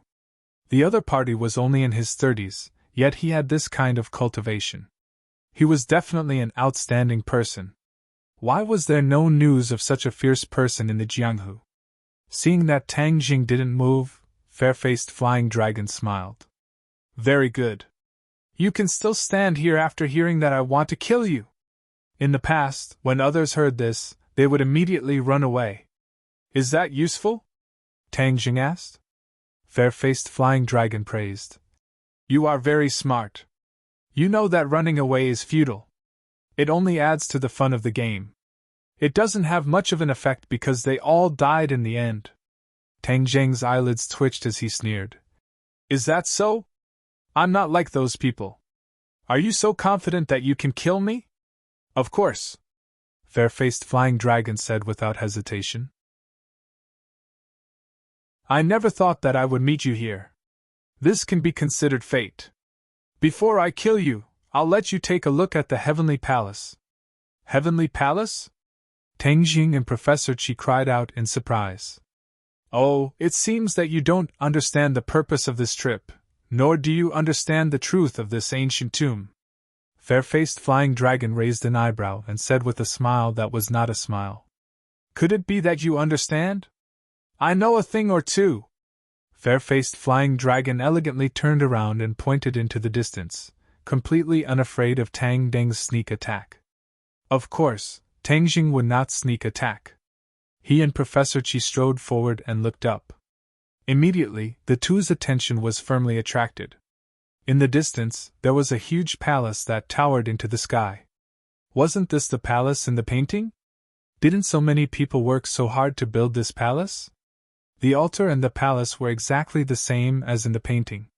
The two's breaths involuntarily quickened. Fair-Faced Flying Dragon glanced at the two and said with a smile, The wisdom of the ancients is truly endless. It's unimaginable and unattainable for us descendants. This is the heavenly palace you were talking about? Professor Qi asked with a trembling voice. He was not afraid, but excited. There had never been a record or description of this building in the history of Huaxia. This meant that this discovery was unprecedented. What did this mean for him? Money? Fame? No. He did not care about any of these. He could complete the history of Huaxia and even fill in the gaps in Huaxia's history. This was what tickled his nerves the most. Fair-Faced Flying Dragon nodded. Yes, this is the Heavenly Palace. It's magnificent and beautiful. Back then, Emperor Qin was truly an emperor, a peerless hero. Not only did he build the terracotta army, he also built a heavenly palace that ordinary people do not even know about. You're saying that Emperor Qin built this? Professor Qi's breaths quickened as if he was about to have a heart attack. Of course. Don't tell me that you don't know who the owner of the tomb is after entering it? Fair-Faced Flying Dragon asked curiously. Tang Jing and Professor Qi's cheeks turned red. They really did not know. That's true. This ancient tomb didn't even exist in historical records. How could a normal person know about it? Who knows what kind of luck those tomb raiders had, but they somehow stumbled upon this ancient tomb and allowed it to see the light of day again. Fair-faced flying dragon sighed. Tang Jing looked at the magnificent palace as if he was looking at a mountain. This was the work of Emperor Qin. No wonder it was so shocking. This emperor was truly not someone that ordinary people could hope to reach. It was even possible to imagine. His thinking was far beyond the limits of a human. As a celestial as well, Tang Jing could not help but feel ashamed of his inferiority. He was too inferior as a celestial. Let alone a godlike figure like Qiyu, even Qin Shi Huang was someone he could not compare to. He was usually proud of his achievements, but now he realized that his achievements were simply insignificant compared to this identity. It was even a bit laughable. He could not smile at all. There was a bitter taste in his mouth. However, he also felt that it was very strange. He had just learned of Emperor Qin's identity from the five-clawed golden dragon, and now he had accidentally stumbled into his tomb. Was this the will of the heavens? The shock in Professor Qi's heart far exceeded Tang Dang's. There were many records of this ancient emperor in history, but many of them were vague and even mysterious. It was a secret that many historians could not find out even if they scratched their heads. Back then, the appearance of the terracotta warriors had shocked the world of archaeology, the world of history, and the world. No one would have thought that it was just the tip of the iceberg. What was even more shocking was that this was a project that could not be completed by human strength. Professor Qi remembered another mystery in the world of archaeology. That was Emperor Qin's tomb. There were many different opinions, but no one had a definite conclusion. He would never have thought that his tomb would be built in the vast Qiling Mountains, hidden deep in the heart of the mountains. No wonder no one had found it after such a long time. He could not help but think of some of the famous emperors in history. In order to prevent their tombs from being raided after their death, they had used all kinds of methods and set up all kinds of traps. But compared to Emperor Qin's tomb, it was simply child's play. Professor Qi pointed at the heavenly palace and asked, "Is Emperor Qin's coffin in the heavenly palace?" Fair-faced flying dragon nodded and said, "Yes." Professor Qi was overjoyed. He grabbed Tang Jing's hand and said, "We must go to the heavenly palace, we must!" Tang Jing nodded. He also wanted to see this celestial from thousands of years ago. He wanted to see if he could learn more about the secrets of celestials. Fair-faced flying dragon interrupted Professor Qi's beautiful dream, only to hear him say coldly, "I'm afraid you don't have this life. However, to be buried here with Qin Shi Huang, to be disguised as an emperor for all eternity, this is a great honor." Tang Jing stepped forward to protect Professor Qi and said, "You really can't wait to kill me? The longer we delay, the sooner we kill you, the better. In this world, there are too many idiots who don't make a move, and in the end, they will miss the opportunity." "I, fair-faced flying dragon, am not that stupid." Tang Dang's pupils shrank. Professor Qi was indeed a difficult person to deal with. "Professor Qi, when we fight later, if I can't defeat him, I will find an opportunity to put you down. Then you can't turn back. Immediately run back the way you came, and then leave this tomb. Remember, don't look back," Tang Jing whispered. Professor Qi's face changed drastically. He looked at the heavenly palace and said reluctantly, "Leave this place? Yes, your life is more important than anything else. Where there is life, there is hope." Tang Jing tried his best to persuade him. He was afraid that Professor Qi would lose his temper. Professor Qi hesitated for a moment and then sighed. "Okay." Tang Jing walked forward in large strides. When he was a few meters away from Fair-faced Flying Dragon, he looked at him with shining eyes. Fair-faced Flying Dragon smiled and said, "Pay attention, my attack has begun." Tang Jing had already paid 120% attention. Hearing these words, War Soul was already firmly grasped in his hand. The sporadic mottled light was unable to cover up the destructive light of War Soul. On the altar there were only a few flashlights on the ground. They were not very bright, but for these two experts, it was enough to determine victory and defeat. It was enough to decide life and death. Although he had already paid enough attention, the moment Fair-faced Flying Dragon's voice fell, Tang Jing felt a despicable aura shoot towards him. He had not seen clearly what it was. He quickly raised War Soul. Ding! With a crisp sound, War Soul trembled non-stop. Tang Jing's feet slipped, and he almost fell back. War Soul buzzed non-stop, and Tang Jing's arm went numb. It was just a single strike. Moreover, he had not seen clearly how powerful it was. This caused him to be extremely frightened. He quickly looked up and saw fair-faced flying dragon's finger in the air. That despicable aura shot towards him again. Tang Jing did not sit still and wait for death. He leapt into the air and swoosh swoosh swoosh. War Soul slashed through the air. A cold light blossomed on War Soul's blade, creating dazzling sparks. Tang Jing finally saw clearly that his opponent's weapon was a throwing knife.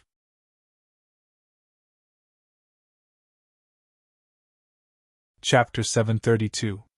Fair-faced flying dragon saw that his flying dagger missed, but his expression did not change. He said, "Not bad," as he quickly waved his arm. Swoosh, swoosh, swoosh, a series of cold lights swept through the dark space.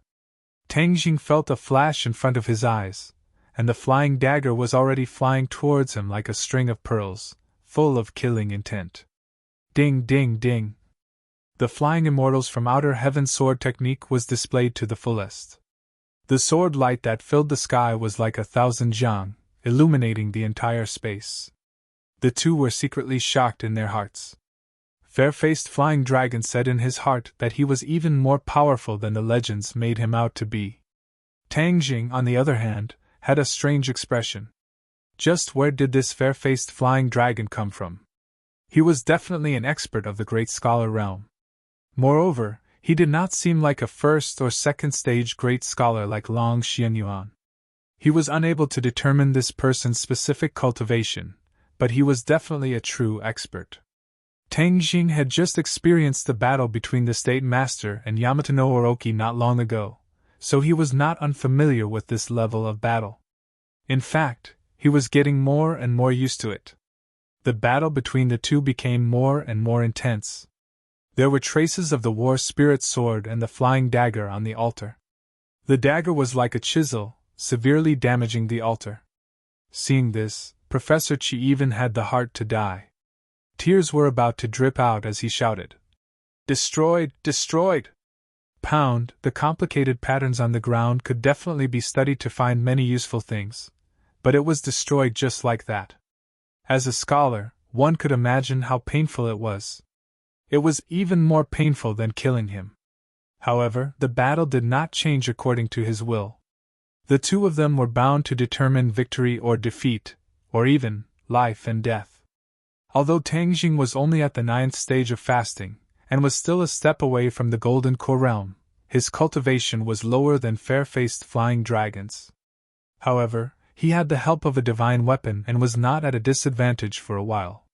The sound of the battle was not small, and it was especially clear in this empty and deathly silent space.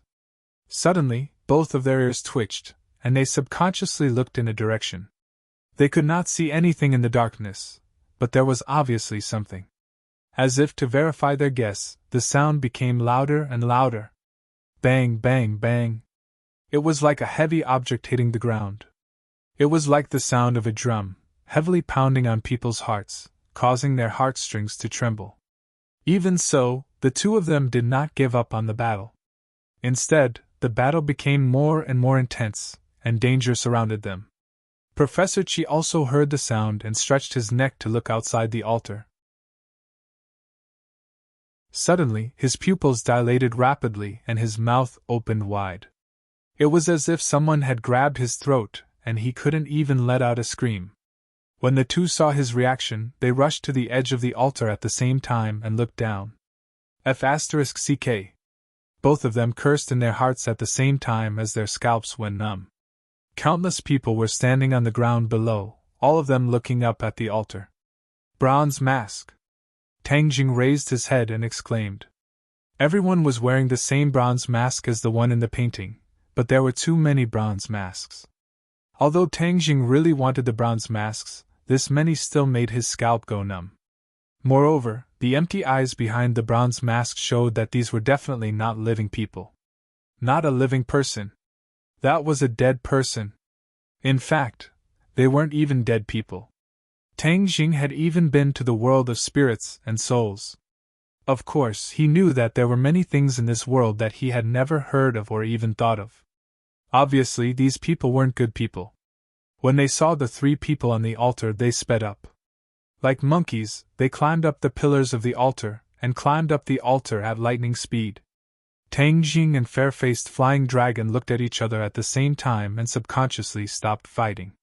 Fair-Faced Flying Dragon muttered to himself, "My attention was all attracted by the heavenly palace just now. I really didn't see so many things hidden below." Professor Chi's face was bitter as he sighed. "I'm afraid that you guys destroyed their altar, so they're coming to kill us." Altar? The two of them looked down subconsciously. Indeed, the altar was full of holes and scars. "Huh!" The two of them exclaimed at the same time and stared straight at the altar. It turned out that there was a faint light flowing in the altar, as if something had been triggered. "Looks like it's true." Tang Jing sighed softly. Altars were very mysterious in ancient times, and the altar here was even more so. The two of them almost destroyed the altar. Of course, they must have triggered some mechanism to attract the group of bronze masks. "They're coming up!" Professor Chi had been lying on the edge of the altar and yelled at the top of his lungs. The two of them tensed up.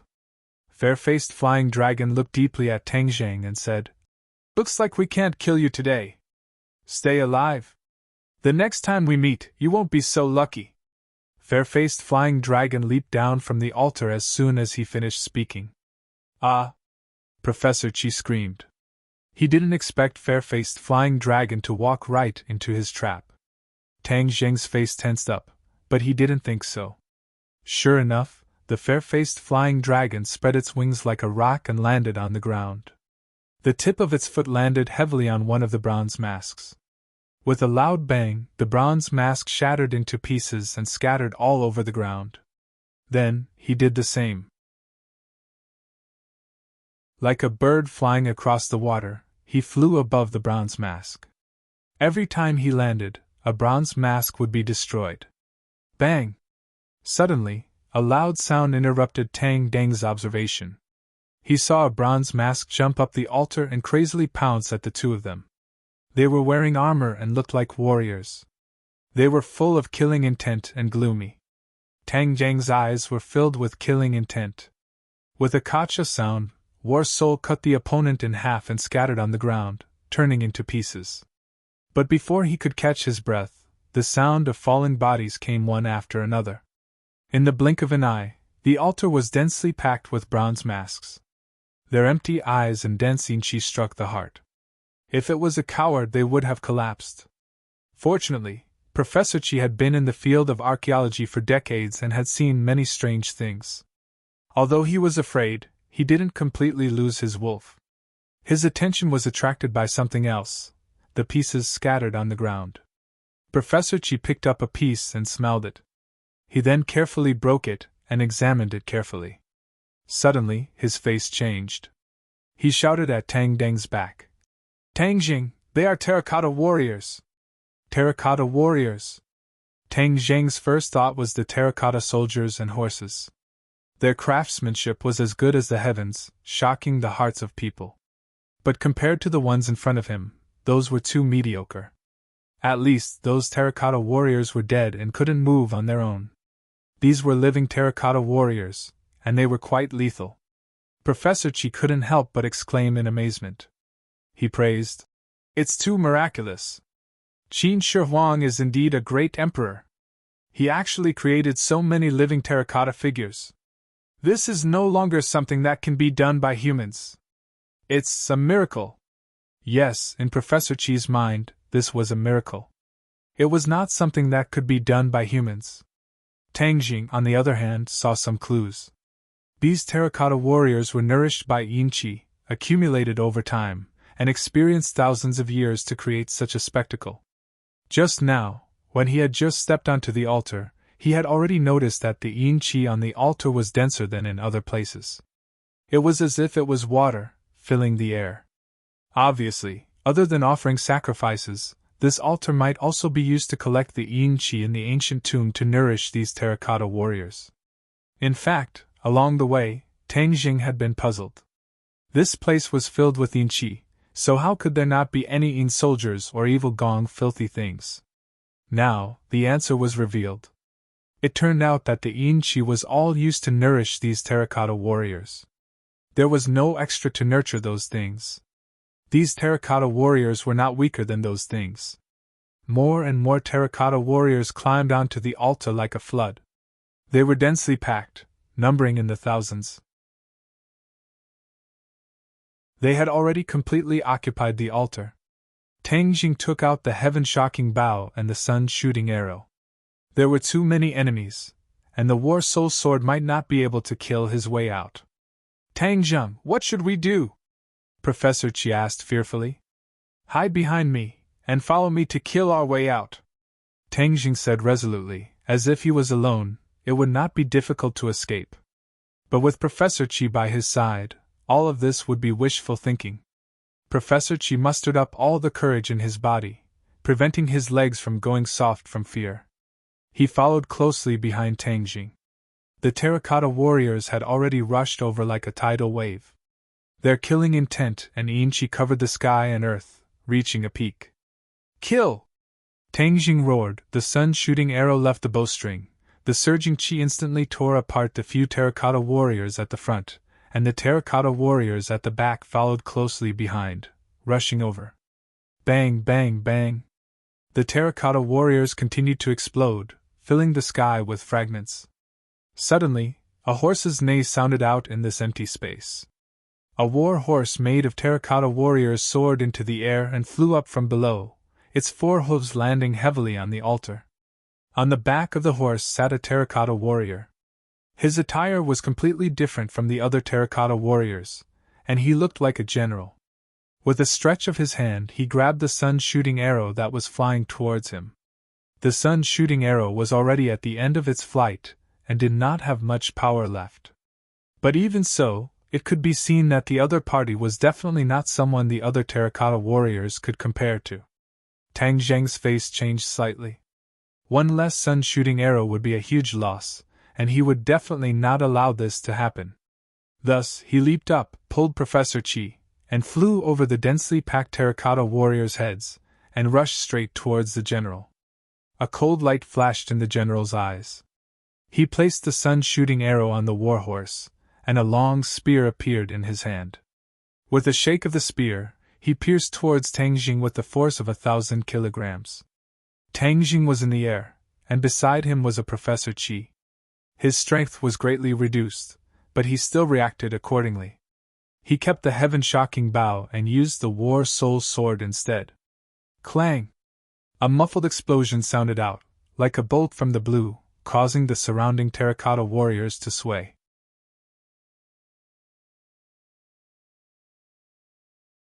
Chapter 733. Amidst the army of 10,000, the overwhelming killing intent and yin qi swept over like a tornado. The two of them were like small boats drifting in the wind, ready to fall apart at any moment. Kill! Tang Jing roared. He was not one to go with the flow. He immediately summoned the four manifestations venerable. Its massive body immediately made the other terracotta figures look like ants. The four manifestations venerable had been heavily injured. Tang Jing had yet to find a way to repair it, but it was still capable of basic physical defense and attack. With a leap, Tang Jing pulled Professor Qi and drilled into the body of the four divine beasts, seizing the attacks that covered the sky and earth. The four divine beasts' body immediately rang out with ping ping ping ping sounds. This was the first time Professor Qi had entered the four manifestations venerable. He was like Granny Lu entering the Grand View Garden. He wanted nothing more than to double his eyes and greedily observe his surroundings. Back then, he had personally witnessed the four manifestations' venerable strength in the 100,000 mountains. However, that was only a passing encounter. Moreover, that was outside and he was unable to enter the interior. Now that he had gotten what he wanted, he was like a child who had obtained his favorite toy. The corners of his mouth cracked open, and he could not stop smiling foolishly. However, Tang Jing was not as optimistic. His expression was extremely grim as he controlled the 4 manifestations venerable to charge towards the edge of the altar. How could the terracotta figures let him do as he pleased? The general swung his spear and the other terracotta figures let out soundless roars. Like maggots attached to the bones, they quickly climbed up the 4 manifestations venerable in an attempt to attack its vital points. Go to hell! Tang Jing angrily roared, and the 4 symbols venerable immediately waved his arms, sweeping away the terracotta figures that were climbing up his body. Ding ding dang dang, like rain hitting banana leaves, these terracotta figures fell to the ground one after another, shattering into pieces. However, it was still no match for the sheer number of terracotta figures. Before long, the terracotta figures had climbed all over the 4 manifestations venerable's body. They exerted force on its chest and head. Banging sounds rang out incessantly. The 4 manifestations venerable's strength had already been greatly reduced. Faced with such an attack, even Tang Jing felt like his heart had been struck by a heavy punch. His face paled. However, he did not give up. He swept the terracotta figures off his chest, then with a tap of his foot, he shot towards the edge of the altar like an arrow. He had succeeded. The 4 symbols venerable leaped into the air and rapidly descended to the ground. Roar! All of a sudden, a low roar exploded above their heads as the general galloped out of the altar. Bang! With a muffled thud, the warhorse actually landed on top of the 4 symbols venerable. Clang! The spear struck the top of the 4 symbols venerable's head. The tremendous force caused the 4 symbols venerable to fall even faster. Boom! After an earth-shattering boom, the 4 symbols venerable landed on the ground. Cracks spread out in all directions, and the terracotta figures on his body lost their balance and fell to the ground one after another. They were thrown off their feet and shattered into pieces. The 4 symbols knight wanted to run, but the general above him had accumulated another attack. The cold light of the spear flashed, and it looked like it was about to hit the 4 symbols knight again. Tang Jing was well aware of the situation of the 4 divine beasts. If it had been in the past, it would have been invulnerable, but now it had been severely injured, and its strength had been greatly reduced. The force just now had almost split open the 4 symbols venerable's head. If it happened again, he couldn't guarantee that the 4 symbols venerable would still be safe and sound. Clearly, the enemy wouldn't show any mercy. Tang Jing hurriedly controlled the 4 symbols venerable and grabbed at the top of his head.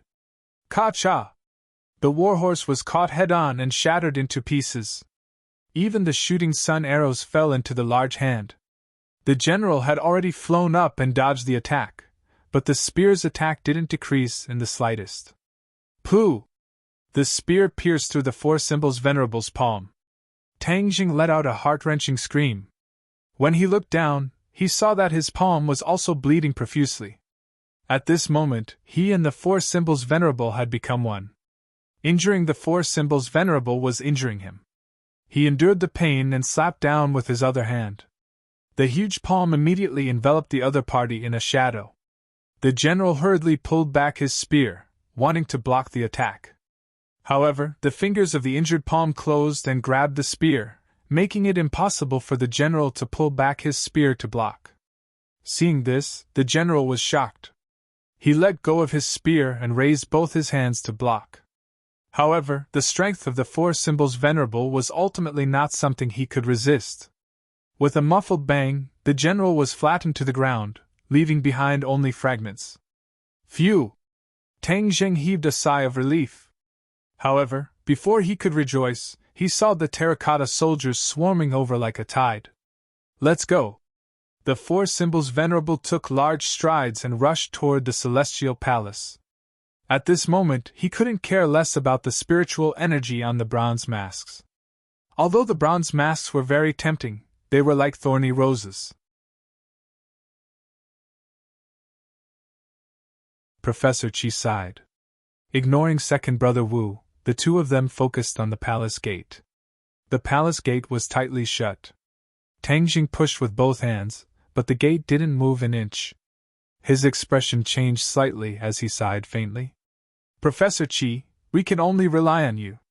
Since Professor Chi could open the tomb gate, then perhaps he could also open the palace gate. Professor Chi walked forward and said while surveying, Fair-faced flying dragon is much earlier than us. Could it be that he has already entered? He's so familiar with this place. It wouldn't be strange if he had already entered, Tang Jing said indifferently. Just who is this person? Professor Chi was also very curious. Tang Jing shook his head solemnly. This person was too strange. Not only did he know him, but he also wanted to kill him. When did he offend such an expert? How come he didn't know? Only fair-faced flying dragon could answer this question. Perhaps they would meet again in the Celestial Palace later on. They would definitely face off against each other, and perhaps it would really be a life-and-death battle. Time passed minute by minute as Professor Chi focused on studying the palace gate. Tang Jing was bored to death and focused on observing the surroundings. The ancient tomb was originally quite dark, but it seemed that the stars in the sky were sprinkling down starlight, making the place much brighter than the altar. It was like the first glimmer of dawn. In short, the Celestial Palace's majestic silhouette could be clearly seen. Crack! Suddenly, a strange sound interrupted Tang Deng's thoughts. He saw the Celestial Palace's gate open little by little.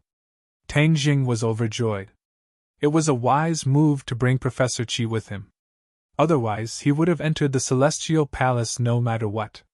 The palace gate opened wide. Tang Jing and Professor Chi looked at each other excitedly and cautiously walked in. The interior of the Celestial Palace was as bright as day. As soon as they entered, they saw majestic terracotta soldiers standing on both sides. However, the Yin energy on these terracotta soldiers wasn't dense enough. They hadn't come back to life. Tang Jing and Professor Chi's hearts were in their throats.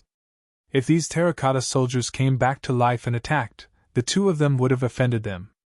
After passing through the long corridor, the scene in front of them suddenly opened up. There were pavilions, small bridges, flowing water, fake mountains, and lakes. It really did look like a magnificent palace. The two of them smacked their lips and exclaimed, The Celestial Palace really lives up to its name. It was built according to ancient palaces. Professor Chi's eyes were rolling. He almost couldn't see. His mouth was wide open and dazzled. He was so happy that he almost fainted. This kind of spectacle was hard to come by in a lifetime.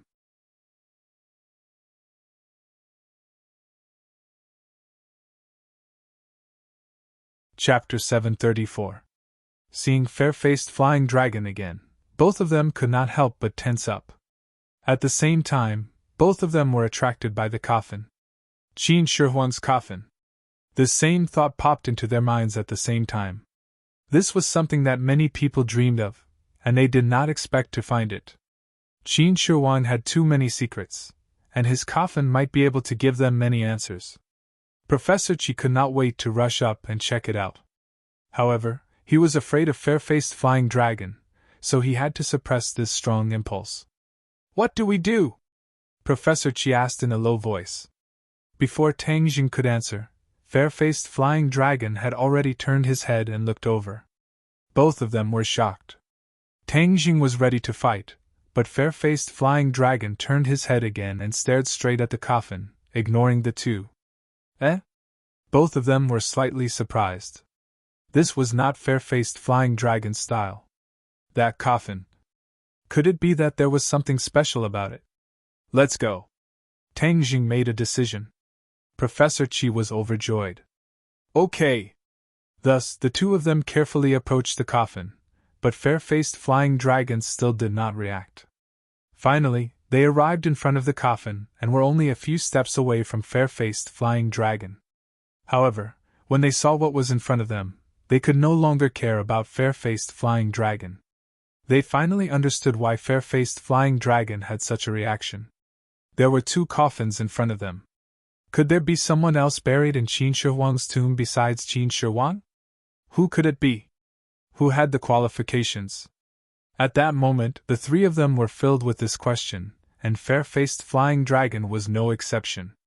He stared at the coffin in a daze, not knowing what to do. After Professor Chi recovered from his shock, he was extremely excited. This was definitely a discovery that would shock the world. This trip was worth it.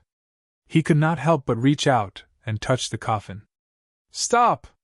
Fair-faced flying dragon saw this and screamed in shock. Professor Chi retracted his hand as if he had been electrocuted. Before he could understand what was going on, he heard a voice coming from the coffin. "There's movement inside!" Tang Jing and Professor Chi were shocked at the same time. Could it be that there was also a living thing inside? Qin Shi Huang? A few thousand years had passed, could it be that he was still alive? Tang Jing was awestruck. Didn't the five-clawed golden dragon swear that Qin Shi Huang had committed too many sins and was not tolerated by the heavenly Tao and finally died? Then why would there be movement in the coffin? Fair-faced flying dragon's face turned ashen as he roared. "You are causing trouble, do you know that?" "What do you mean?" Tang Jing shielded Professor Chi and asked. "He is alive!" "Alive?" Tang Jing and Professor Chi exclaimed in unison.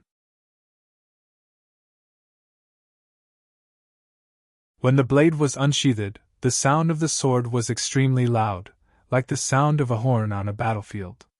"The Tai's sword!" Fair-faced flying dragon's expression finally changed when he saw the sword. He couldn't help but cry out. Tang Deng's pupils shrank.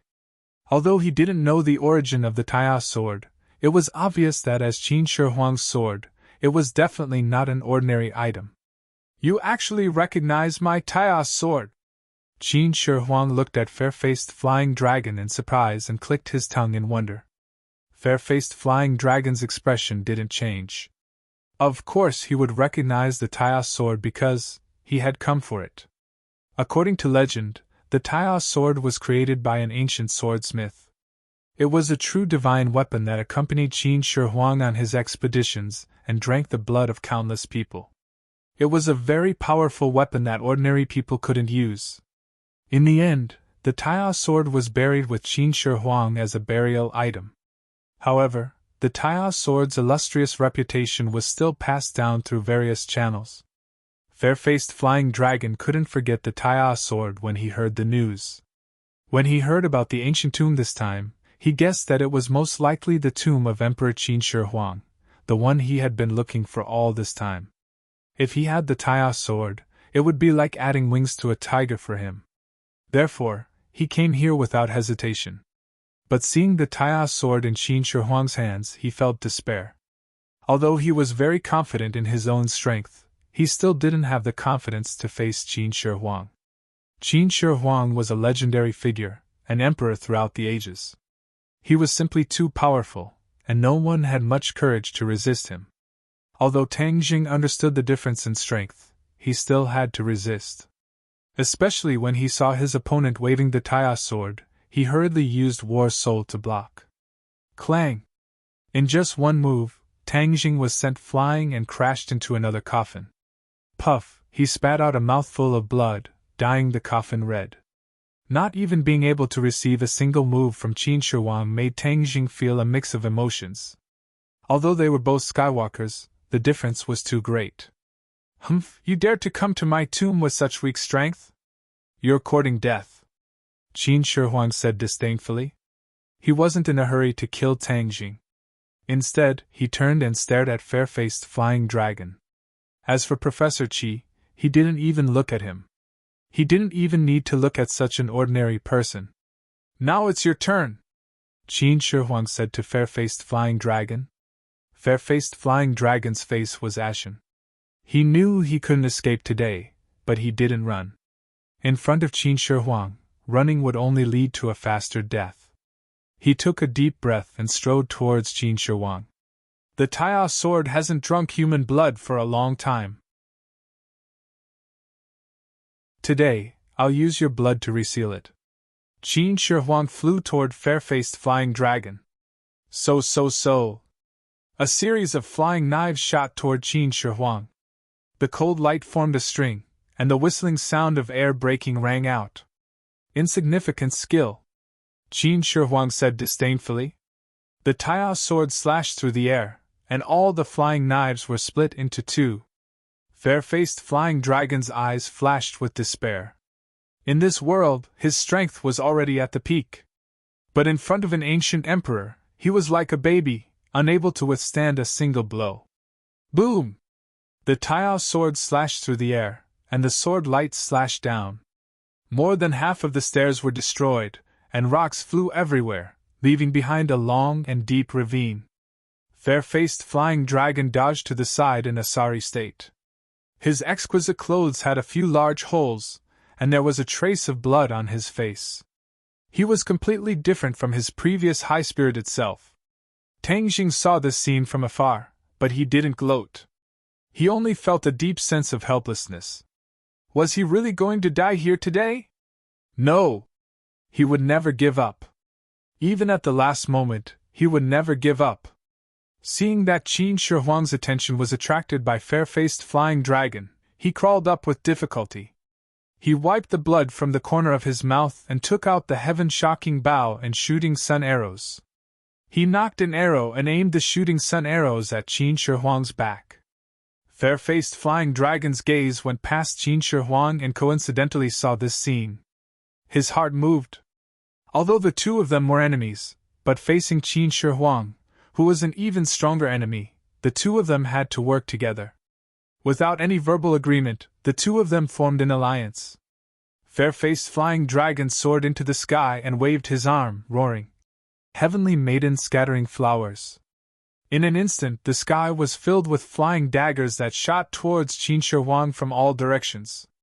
At the same time, Tang Zheng's fingers released the bowstring. With a one sound, the shooting sun arrows left the bowstring. With flying knives in front and shooting sun arrows behind, it was a pincer attack. Qin Shi Huang acted as if he didn't even see it. He gently raised the Taiyao sword. In that instant, the sky changed color. The entire space seemed to have frozen. The shooting sun arrows and flying knives seemed to have been frozen.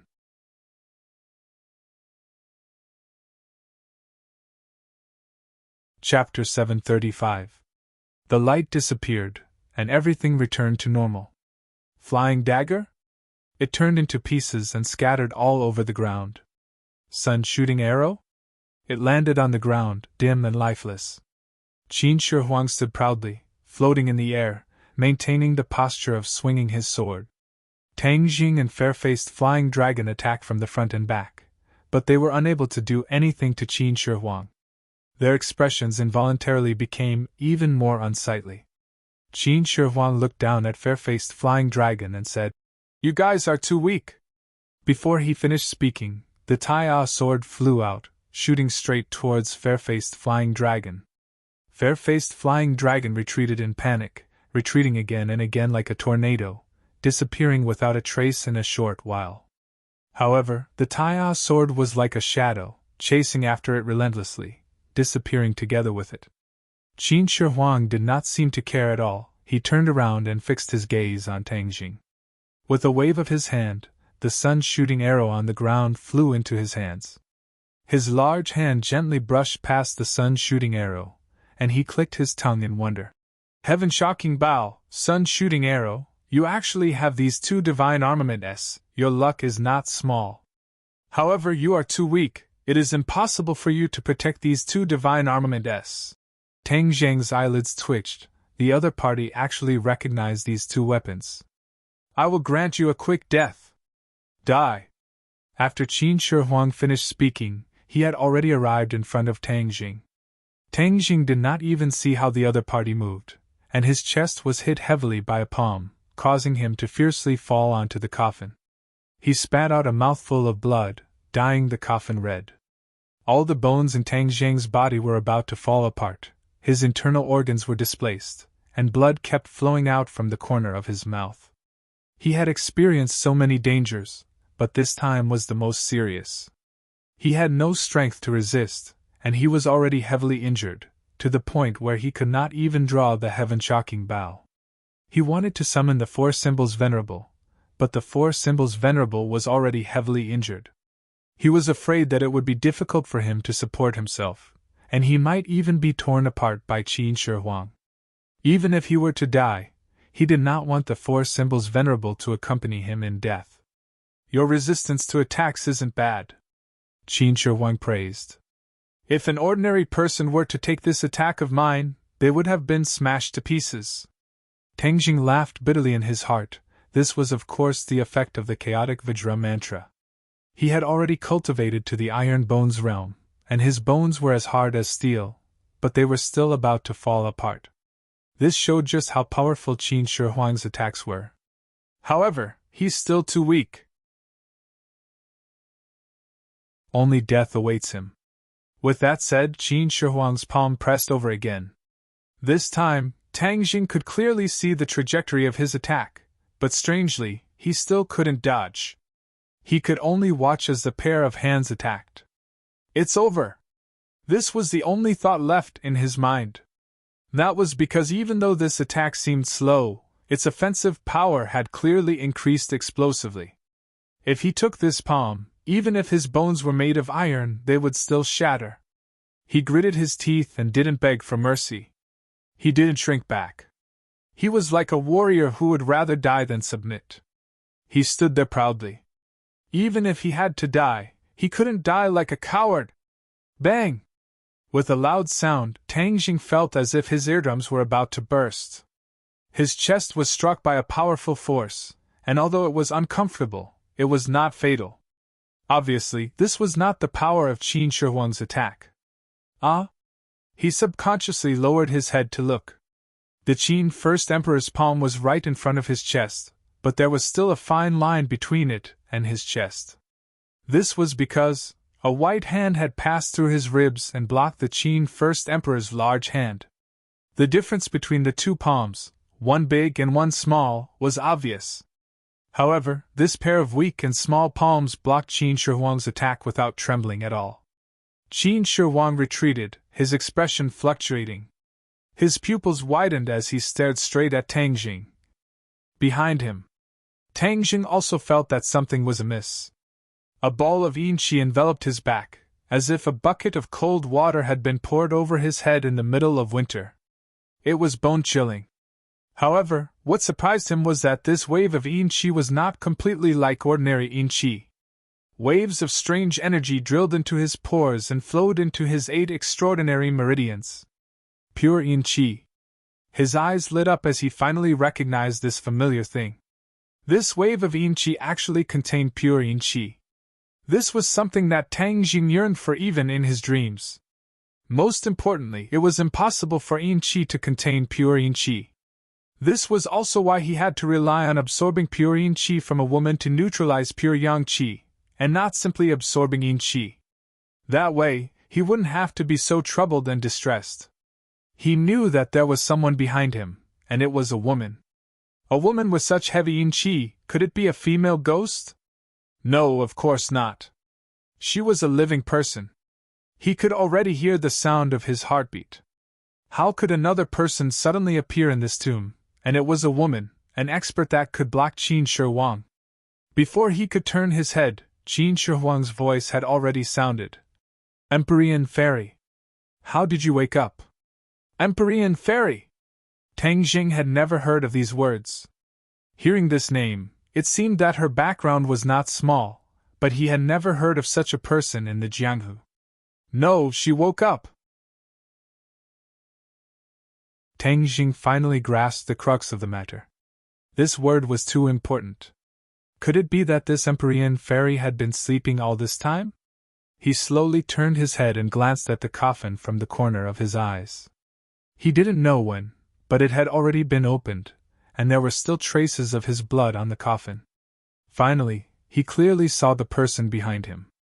A beautiful face, and a classical beauty, filled with holiness and coldness, giving people a feeling of being thousands of miles away. This kind of beauty seemed to not exist in the human world, but in the 9 heavens.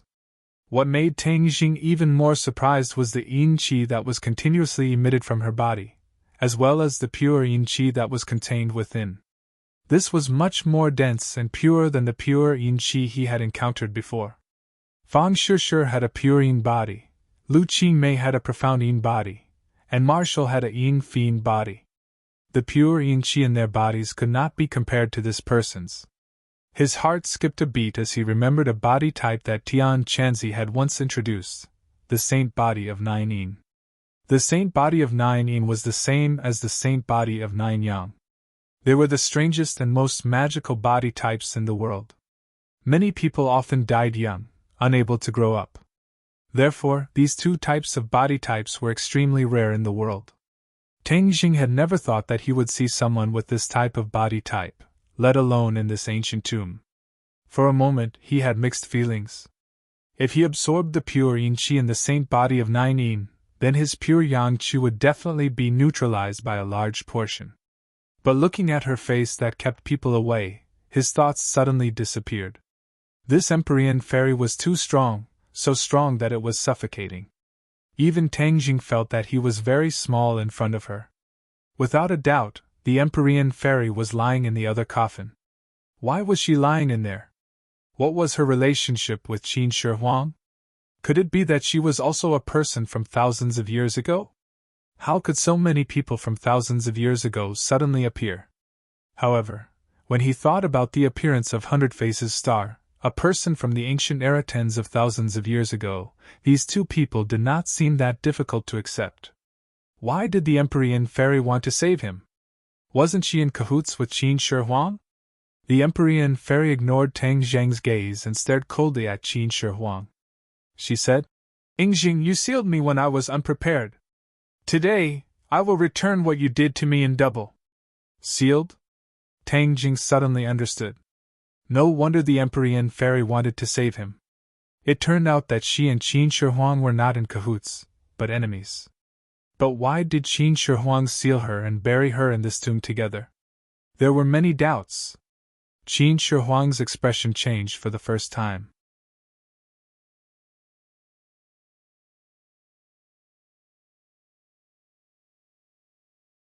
Chapter 736. Qin Shi Huang stared at Tang Jing as if he was looking at a ghost. He roared in disbelief. "No! How could he be a celestial? Impossible! This is definitely impossible. There must be a mistake, a mistake." To be able to make an emperor panic like this, it could be seen how big of an impact it had on his heart. In truth, the reason why Qin Shi Huang was able to unify the world and become a hegemon was because of his identity as a celestial. Thus, he knew what this identity meant. Not even in his dreams would he have thought that he would immediately meet another celestial after reviving. When two of the same kind met, there was no appreciation, only hatred. Killing intent surged out from Qin Shi Huang's body. In an instant, it was as if heaven and earth had changed color. So what if he is a celestial? He is so weak, I can kill him with a single finger. Qin Shi Huang's words were not false. If the two of them fought one-on-one, Tang Jing would not be his opponent no matter what. Seeing Qin Shi Huang's huge reaction, Tang Jing was shocked, but he also understood that his identity had already caused the other party to be filled with intense killing intent. If he wanted to escape from the ancient tomb, it would be even more difficult. The Empyrean fairy walked out from behind Tang Jing. Her slender body contained an extremely powerful strength, causing Tang Jing to feel inferior. "Since you know his identity, you should be able to guess why I have awakened." Hearing that, Qin Shi Huang's gaze turned and stared at the blood on the coffin. That was precisely Tang Jing's blood. Qin Shi Huang's eyes flashed with unwillingness. If he had known Tang Jing's identity, he definitely would not have let him get close to the coffin. He would have directly killed him.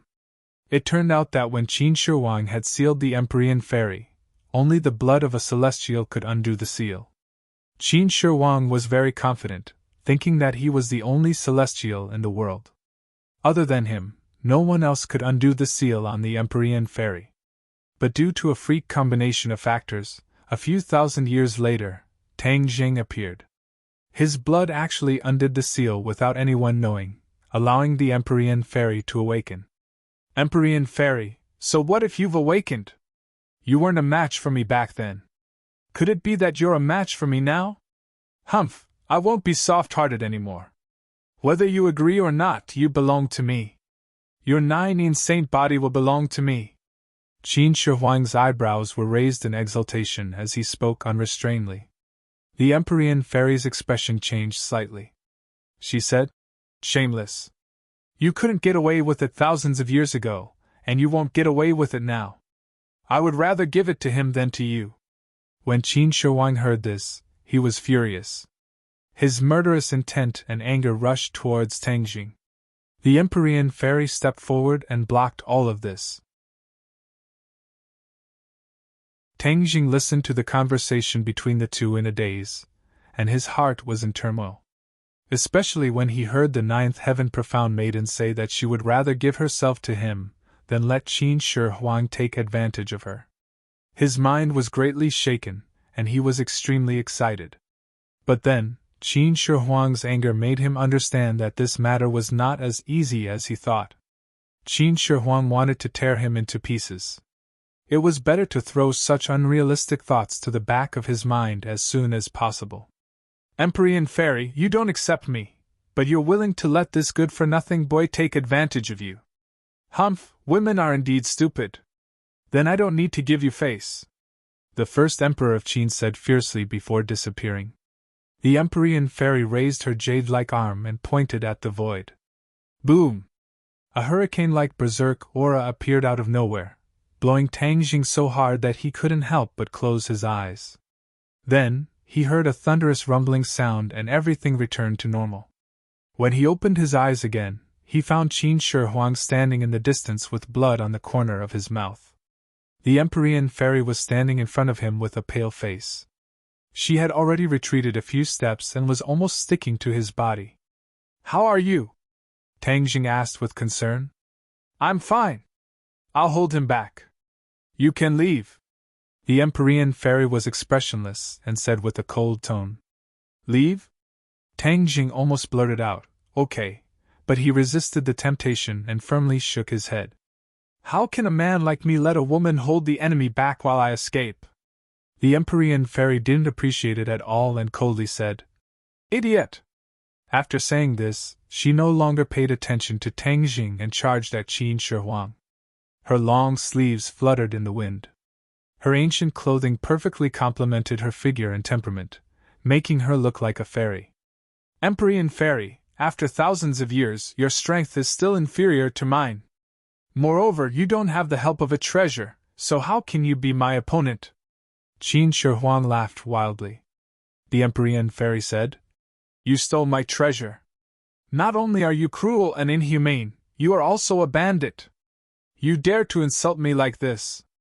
If it was anyone else, they would have already died. However, I won't let you die. You are still very useful. I will rely on you to complete my divine technique." Qin Shi Huang also charged over. The two people soared into the air and began to fight in midair. The world changed color, and the mountains shook. It was unknown how many steps were destroyed, and the coffin had long been destroyed. Tang Jing raised his head and stared blankly at this pair of experts. He incessantly circulated his Jinqi in an attempt to repair his body. His body was already heavily injured and he had to take this opportunity to repair it as soon as possible. Time slowly passed and the two people's battle didn't stop. However, the Empyrean fairy was gradually losing her strength. She couldn't do anything by herself. Professor Qi had long since been knocked unconscious by the shaking of the mountains and earth. He laid on the ground and lost consciousness. Tang Jing couldn't help, so he simply sat down cross-legged and quickly circulated his divine technique. The ancient clear heaven scroll and dragon god technique immediately activated. Although the outside world was shaking and it was like the end of the world, Tang Jing's mind was completely focused. His heart had reached an unprecedented level of peace.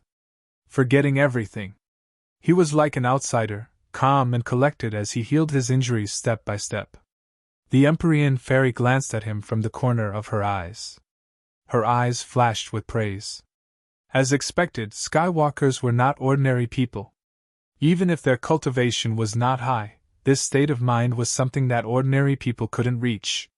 Seeing the Empyrean fairy's gaze, Qin Shi Huang was furious.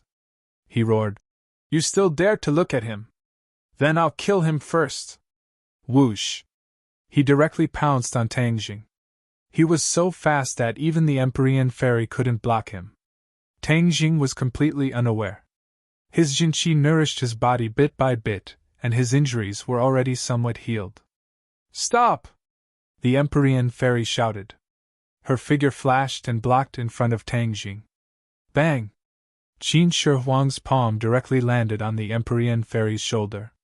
Like a kite with a broken string, she flew out and collided with Tang Jing. She was lying on top of Tang Jing while Tang Jing was lying on the ground. Tang Jing was interrupted. He suddenly opened his eyes and found that the Empyrean fairy was right in front of him. That beautiful face was almost touching his face. Moreover, the two's posture was a bit strange. One was lying down, and the other was lying down. No matter how he looked at it, it was not suitable for children. Who? His breathing couldn't help but become hurried. The hot air that he exhaled hit the Empyrean fairy's face. Her face immediately became colder and colder. Her eyes were cold like 1,000-year-old ice. "I'm sorry," Tang Jing said in shame. She had sacrificed herself to save him. But he was like this. It was really too unreasonable. "You too?" Qin Shi Huang was dumbfounded. "What a scandal! Brat, I'm going to kill you!" He had a strong desire to possess an ancient person, especially an emperor. The two's posture was like a slap to the face. His face and ears were red, and his eyes were almost spitting fire. The Empyrean fairy calmly got up from Tang Jing's body and wiped the blood from the corner of her mouth. She had just taken a blow from Qin Shi Huang, and it didn't feel good. Tang Jing also quickly stood up. Bam! Something rolled out from his backpack and attracted everyone's attention. The stately painting. Tang Jing's heart trembled.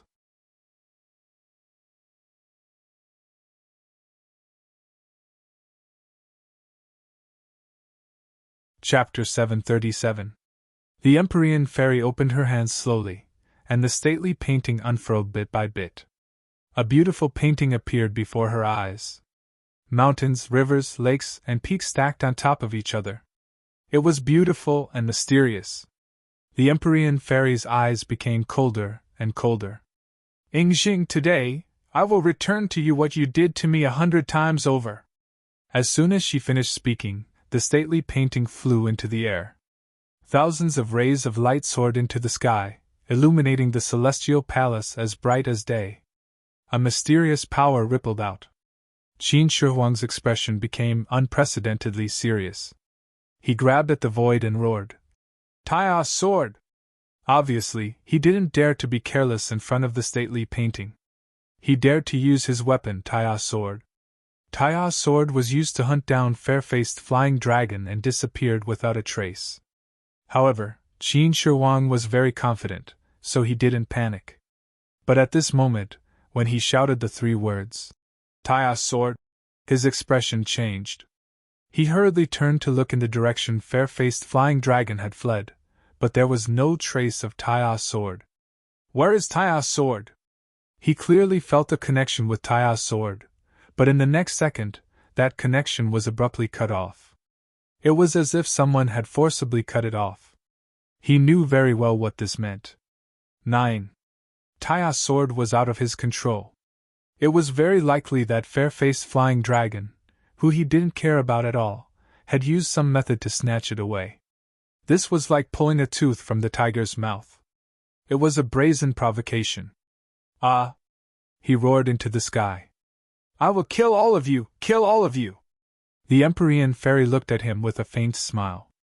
"Qin Shi Huang, you have exhausted all your tricks, and in the end, even Taia's sword was taken away.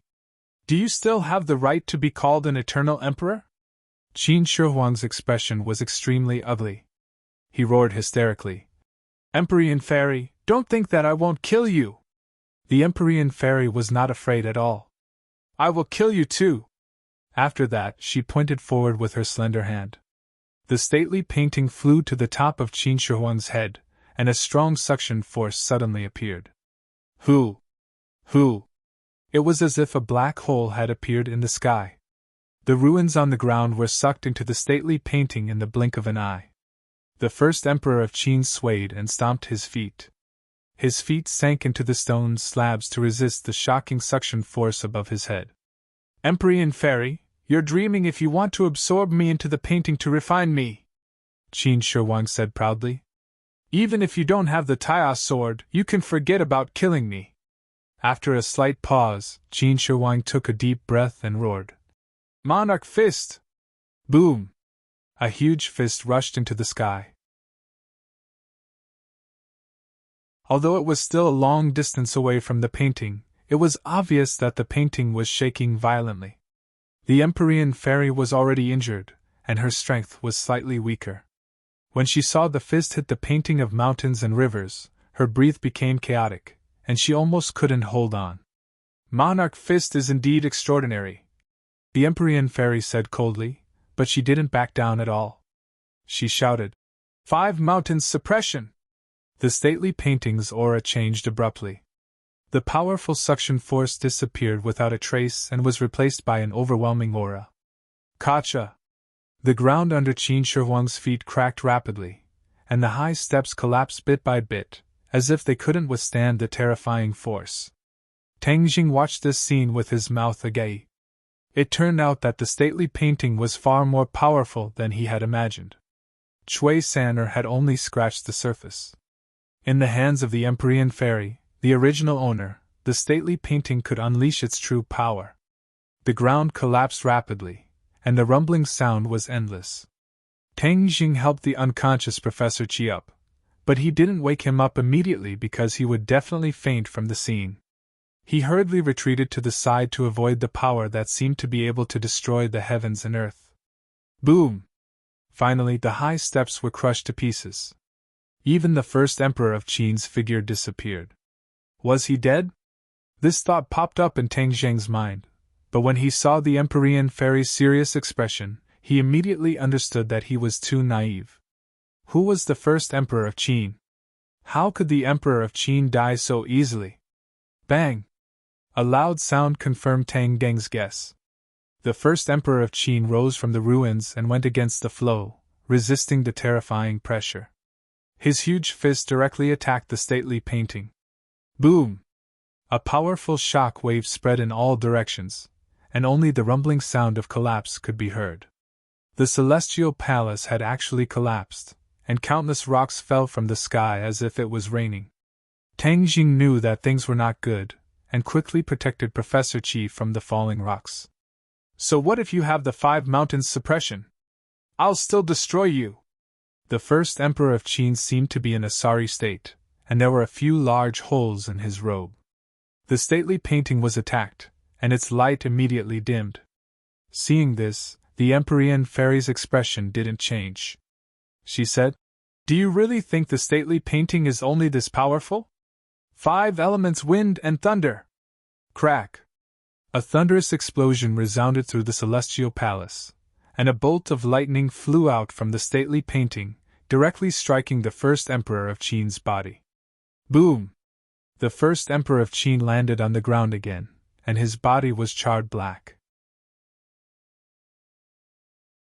Even the top of his head was emitting black smoke, and he looked even more miserable. Whoosh! A strong wind blew, and the sand was blinding. The flying sand and rocks seemed to have transformed into a tornado that swept towards the first emperor of Qin. In an instant, the first emperor of Qin's figure disappeared in the tornado, and only the sound of hitting could be heard. Suddenly, another thunderous explosion sounded, and a silver-white bolt of lightning fell into the tornado, mixing with the flying sand and rocks, and its power increased greatly. Time passed bit by bit, and the sound of hitting gradually stopped. Finally, everything returned to calm, and the tornado and lightning disappeared without a trace. The first emperor of Qin lay on the ground, and wisps of black smoke rose from his body. It was unknown whether he was dead or alive. The Empyrean Fairy's face became a little pale. She was already injured, and using these great divine powers consumed a lot of her power. She was already feeling that she couldn't hold on anymore. She stared at the first emperor of Qin without blinking, as if confirming whether he was really dead or not. If he wasn't dead, what should she do? She already didn't have any extra power to continue. Tang Jing was also looking at the first emperor of Qin. Of course, he didn't ignore the Empyrean fairy. Looking at her expression, his heart thumped, and he already knew that the situation was very serious. Bah! A soft sound rang out, and then they saw the first emperor of Qin slowly get up. He spat out a mouthful of bloody saliva, and his face was covered in dust. He didn't have any of the awe-inspiring might of an ancient emperor. However, the anger in his eyes made the two of them feel deeply uneasy. Not only was he not dead, but his anger was even more intense, and it was as if he was about to burn. You have finally completely stimulated my killing intent. Empyrean fairy, for the rest of your life, you can be my slave and cheat. Don't ever think of raising your proud head again. As for you, we are both Skywalkers, but there can only be one Skywalker in this world, so you must die. After saying that, he didn't give the two of them any time to react, and had already disappeared on the spot. Then, he stood in front of Tang Jing. Monarch Fist. The huge fist hit Tang Jing's forehead without any fancy moves. Ping, he flew out, and was thrown far away into the ruins without any sound. The first emperor of Qin didn't pay attention to Tang Jing anymore, because he believed that his fist would definitely shatter his opponent's head. He couldn't be more dead. You! This time, the Empyrean fairy didn't have time to help. She looked on helplessly as Tang Jing was hit in the head. She was both angry and unwilling. This eyesore is dead, then you are mine. Today, I will take you here, and absorb all the purine energy in your body, the first emperor of Qin said aggressively. A trace of redness and anger finally flashed across the Empyrean fairy's face, and she said, Despicable and shameless! She had a deep feeling of powerlessness. A few thousand years ago, she protected her body and didn't let the first emperor of Qin have his way. Could it be that today, she couldn't escape from the devil's claws in the end? Was this her fate? No! She definitely wouldn't easily accept her fate. She recalled the stately painting and faced the first emperor of Qin, saying, I won't let you have your way, even if I die. In front of me, you won't have the chance to die even if you want to. The first emperor of Qin said domineeringly, and his large hand reached out to grab the Empyrean fairy's neck. The Empyrean fairy hurriedly dodged, leaving a long mark on the ground. However, the first emperor of Qin's speed was faster than her, and he followed her like a shadow, forcing her into a dead end in an instant. She gathered all the energy in her body and once again activated the stately painting, and a huge suction force was produced again. This move again, do you think it will succeed? The first emperor of Qin was already prepared, and he moved like lightning. Before that suction force could envelop him, the stately painting changed hands and fell into his hands. The Empyrean fairy's eyes dimmed, and she stared blankly at her empty hands. If I hadn't spoiled you and taken care of your feelings back then, why would I wait until today? This time, I won't be soft-hearted anymore. You women are often cheap, and the only way is to make you submit wholeheartedly. The first emperor of Qin said domineeringly. Don't even think about it. Although she didn't have any Dharma treasures, the Empyrean fairy still didn't give up without a fight. She pushed her palms forward, and a surging power surged toward the first emperor of Qin. The first emperor of Qin laughed mockingly. An arrow at the end of its flight, pointless resistance. Bang! After breaking the Empyrean fairy's attack with one move, the Empyrean fairy staggered back, but she crashed into the wall and had nowhere to retreat. The first emperor of Qin moved forward and blocked the Empyrean fairy's path of retreat. He laughed maniacally. Submit to me, or else, the one who will suffer will be you. Pooh! The Empyrean fairy raised her head high and spat a mouthful of saliva on the first emperor of Qin's face. That dust-covered face and the saliva looked comical and laughable. The awe-inspiring aura of an ancient emperor was completely gone. The first emperor of Qin's eyes widened, and he grabbed the Empyrean fairy with his large hand, firmly imprisoning her so that she couldn't move.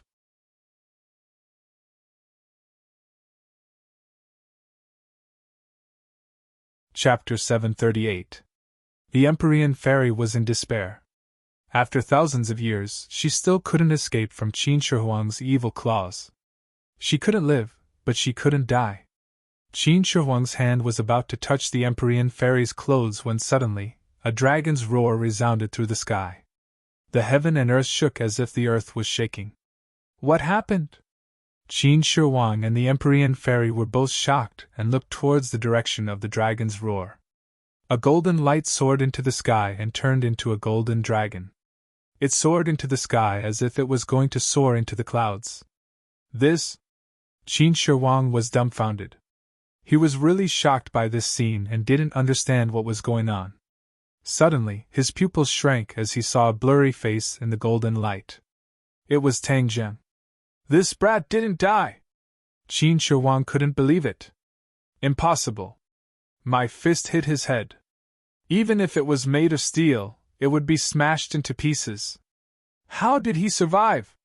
Seeing this, the Empyrean fairy's cold eyes lit up. She mocked. Yingxing, you claim to be the number one in the world, but your opponent is also a celestial. Do you think he can be killed so easily? Qin Shi Huang glared at her fiercely and retracted his hand. I will take care of him first, then I will take care of you. His finger touched her body, and she couldn't move. She could only watch as Qin Shi Huang rushed towards Tang Zheng. Tang Zheng's eyes shone with golden light as he floated in the air. His consciousness was very clear. Just now, that punch almost took his life, but at the crucial moment, the dragon mark on his forehead was activated. That three-clawed golden dragon actually rushed out from his forehead and blocked most of Qin Shi Huang's attack, saving his life. The appearance of the three-clawed golden dragon surprised Tang Zheng. He and the golden dragon seemed to have merged into one, becoming one. Suddenly, he felt that the bottom of his feet was light as he involuntarily rose into the air. A gust of air rushed out from his throat. He looked up to the sky and roared. The dragon's roar shook the surroundings. He was dumbstruck. He could actually let out a dragon's roar. Before he could figure out the reason behind it, he felt a surge of energy rushing into his body from the heavens and the earth, instantly flowing through his 8 extraordinary meridians. This is dragon energy. Tang Zheng was shocked. He was not unfamiliar with this golden energy. Back then, he had absorbed the dragon chi of the 5-clawed golden dragon. Generations of emperors also wanted to absorb the dragon chi to consolidate their dragon might. But why would there be dragon chi in this tomb? Tang Zheng did not see a dragon. Could it be Qin Shi Huang? Impossible. As an emperor, even though Qin Shi Huang's dragon might was very strong, Tang Zheng did not feel any dragon chi. He looked around, but it was empty.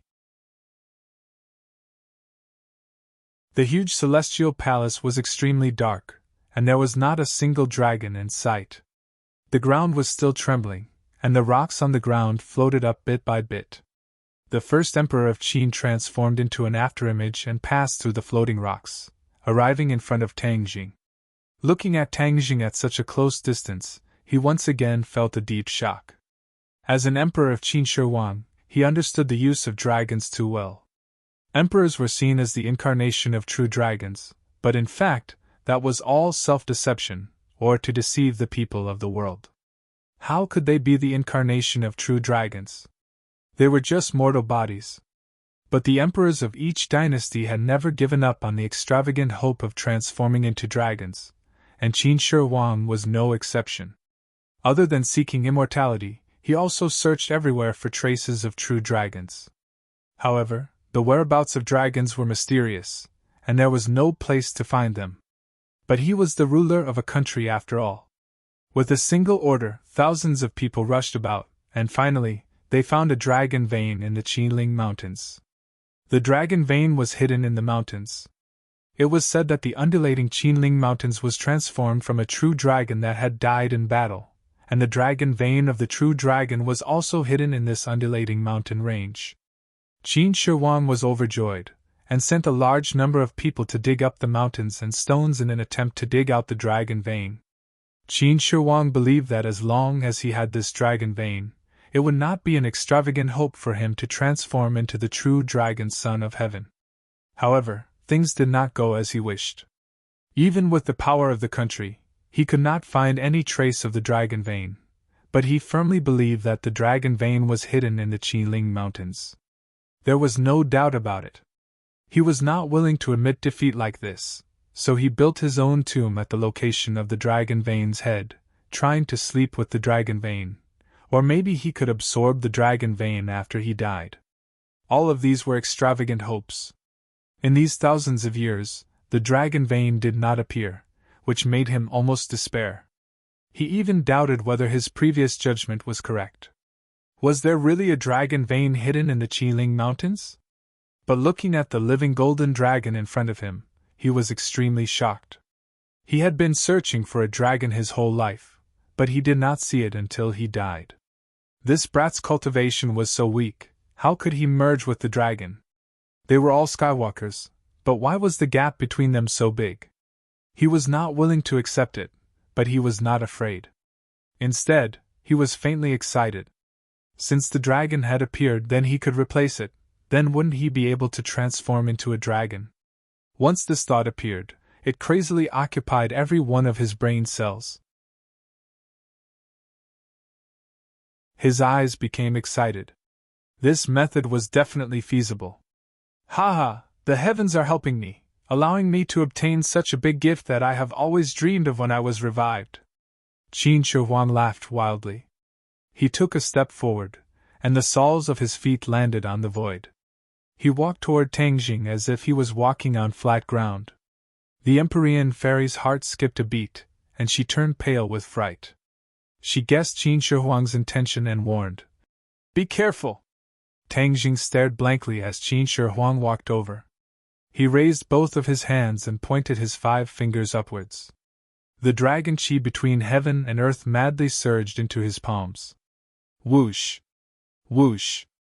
The golden light on his body surged, and in an instant, the golden dragon became 10 meters long, full of dragon might. Tang Jing was inside the dragon monk. His eyes were the golden dragon's eyes, his hands were the golden dragon's dragon claws, and his legs were the golden dragon's dragon tail. Qin Shi Huang was overjoyed. He clicked his tongue and praised, "It's indeed magical.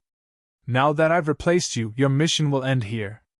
Qin Shi Huang's attention was completely focused on Tang Jing. He did not notice that the dragon aura in the air was getting thicker and thicker, and it was completely gathering on Tang Jing's body. Traces of golden light seeped out from the ground, and the ground shook more and more violently. It was as if thousands of arrows had been shot into the sky. When the Empyrean fairy saw the golden light on the ground, her expression changed slightly. She muttered to herself, "The dragon vein! So the dragon vein really exists. He is actually absorbing it." Yes. Tang Jing was absorbing the dragon vein. The 3-clawed golden dragon had revealed its true form and triggered the dragon vein hidden in the Qiling Mountains. As a result, the intense dragon aura broke through the restraints of the ground and was attracted by Tang Jing. Moreover, that was not all. The golden light was the real dragon vein. When it completely broke out of the ground, the energy was the most terrifying. It was not something the current dragon aura could compare to. Qin Shi Huang did not notice this. He only had eyes for Tang Jing. Finally, he could not hold it in anymore. He roared, "Monarch Fist!" and attacked Tang Jing with his iron fist. Who?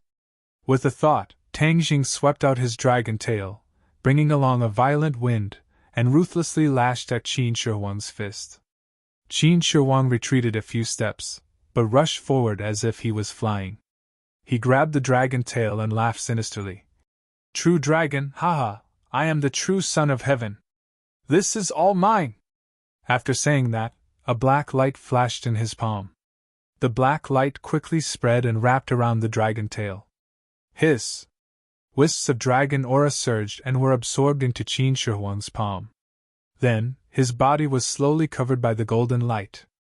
Haha, this is the true dragon. I am finally going to get what I want.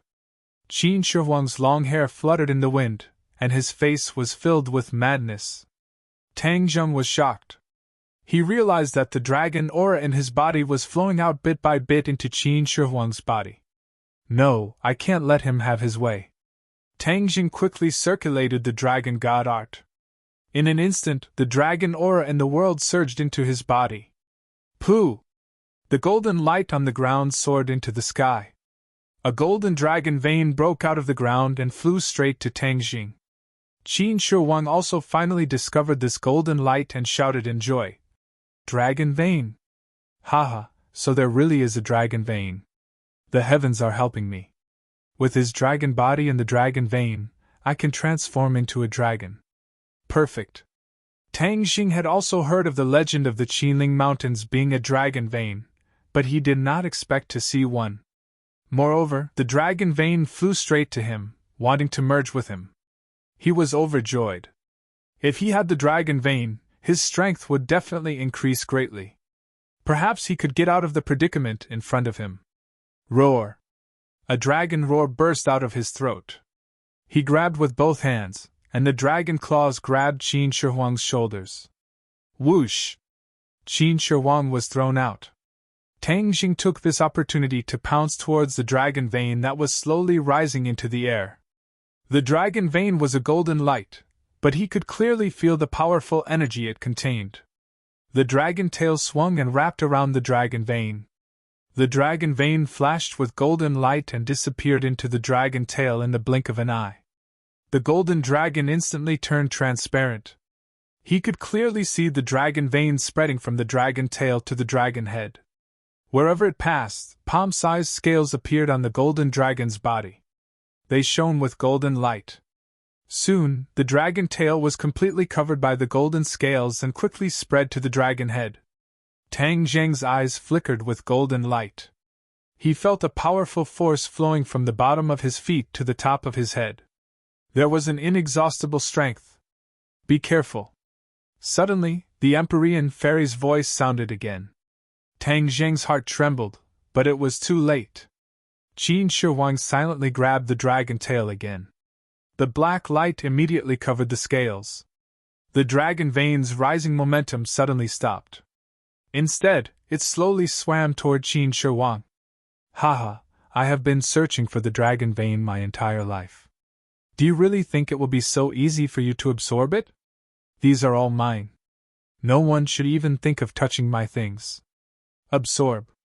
Qin Shi Huang let out an earth-shattering roar. The dragon vein was absorbed into his body with a whoosh. In an instant, his entire body was enveloped by golden light, and golden scales appeared on his body.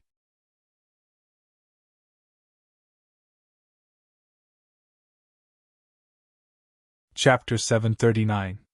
Tang Jing watched helplessly as the dragon vein was sucked into Qin Shi Huang's body. His heart was filled with grief. Furthermore, he felt that the dragon qi in his body was still being sucked away. After a while, all the energy in his body would disappear. Qin Shi Huang proudly looked at Tang Jing and said, "The one who laughs at the end is the winner. The winner is the king and the loser is the bandit. Success will always belong to me." The Empyrean fairy was powerless. Her eyes finally flashed with despair. If Qin Shi Huang transformed into a dragon, then she would not have the slightest bit of resistance. Tang Jing did not accept his fate. He continued to circulate his energy to resist. The three-clawed golden dragon flew into the sky and crashed into the towering palace, causing rocks to fly everywhere. However, Qin Shi Huang was like a maggot. He could not get rid of it. His hands firmly held onto the dragon's tail. The golden light on his body became brighter and brighter. On the other hand, Tang Jing's dragon body became dimmer and dimmer. My dragon qi will soon be sucked away by him. Damn it! Tang Jing hatefully said. He felt that his strength was gradually weakening. Am I going to let him off so easily? When I heard that he fought Yamato no Orochi, I originally thought that he was a peerless hero. Who would have thought that his true face was like this? No, I can't admit defeat like this. Tang Jing raised his head high and took a deep breath, circulating all of his energy to resist. However, Qin Shi Huang's hands seemed to have some sort of magical power, causing his resistance to be completely useless. Instead, his dragon qi was sucked away like a waterfall. Isn't he also a celestial? Furthermore, He needs to absorb the Empyrean Fairy's purine energy to offset the pure yang energy in his body. Since he likes to absorb energy, then I will give him the pure yang energy in my body and let him absorb as much as he wants. Tang Jing thought of a plan and hurriedly circulated his power. The pure yang force in his body was already quite a bit, especially after his power had increased greatly during this period of time. The pure yang force had been on the verge of erupting several times. However, the pure yang energy was an inherent energy in his body. He could not expel it out. However, Qin Shi Huang's ability to absorb energy was so powerful. Perhaps he could really absorb the pure yang energy as well. Traces of pure yang energy fused with the dragon qi and flowed from his 8 extraordinary meridians to Qin Shi Huang. Qin Shi Huang was oblivious as he continued to crazily absorb the dragon aura. His body was already covered by a layer of golden scales as the golden light gradually transformed into a dragon's body. Tang Jing's dragon body had already shrunk countless times, and it was still shrinking. He felt that he was about to be sucked dry, and there wasn't much pure yang energy left. Finally, Tang Jing's dragon body collapsed and the golden light disappeared. He fell from the sky and crashed heavily onto the ground. Qin Shi Huang did not give chase. Instead, he raised his hands and looked at the dragon claws that were gradually growing. He laughed wildly in excitement. His laughter shook the surrounding rocks and caused them to fall down. "Son of Heaven, I am the true Son of Heaven," Qin Shi Huang said proudly. He looked down at Tang Jing and Empyrean Fairy. "Kid, you have fulfilled my wish. I will leave you with an intact corpse. As for you, Empyrean Fairy, don't worry. I won't kill you. You are now even less my match. Therefore, I will keep you alive and let you watch me unify the world again. I will be the greatest emperor since ancient times." Empyrean Fairy didn't say a word, but the hatred in her eyes had already explained everything. Tang Jing got up from the ground and looked at Qin Shi Huang indignantly. He had tried every means to save himself, but he ultimately failed. Qin Shi Huang flew in front of Tang Jing and gathered his dragon claws into a fist. He punched down and the ground immediately caved in. Tang Jing stood in the middle of the pit and struggled to resist the terrifying power above his head. Now, not only had he lost his dragon aura, but a lot of his true qi and pure yang energy had also been absorbed. Therefore, even an ordinary warrior would find it difficult to resist, let alone a super expert like Qin Shi Huang. "Let's see how you escape from death this time," Qin Shi Huang said hatefully. Clearly, he was still brooding over his failure to kill Tang Jing. At this moment, Tang Jing was absolutely powerless to fight back. As long as he was hit, he would die without a doubt. The three of them were very clear about this point and had completely different reactions. Tang Jing raised his head like a heroic warrior. Empyrean Fairy's eyes flashed with sorrow. Qin Shi Huang, who had the true dragon golden body, would be difficult to find a match.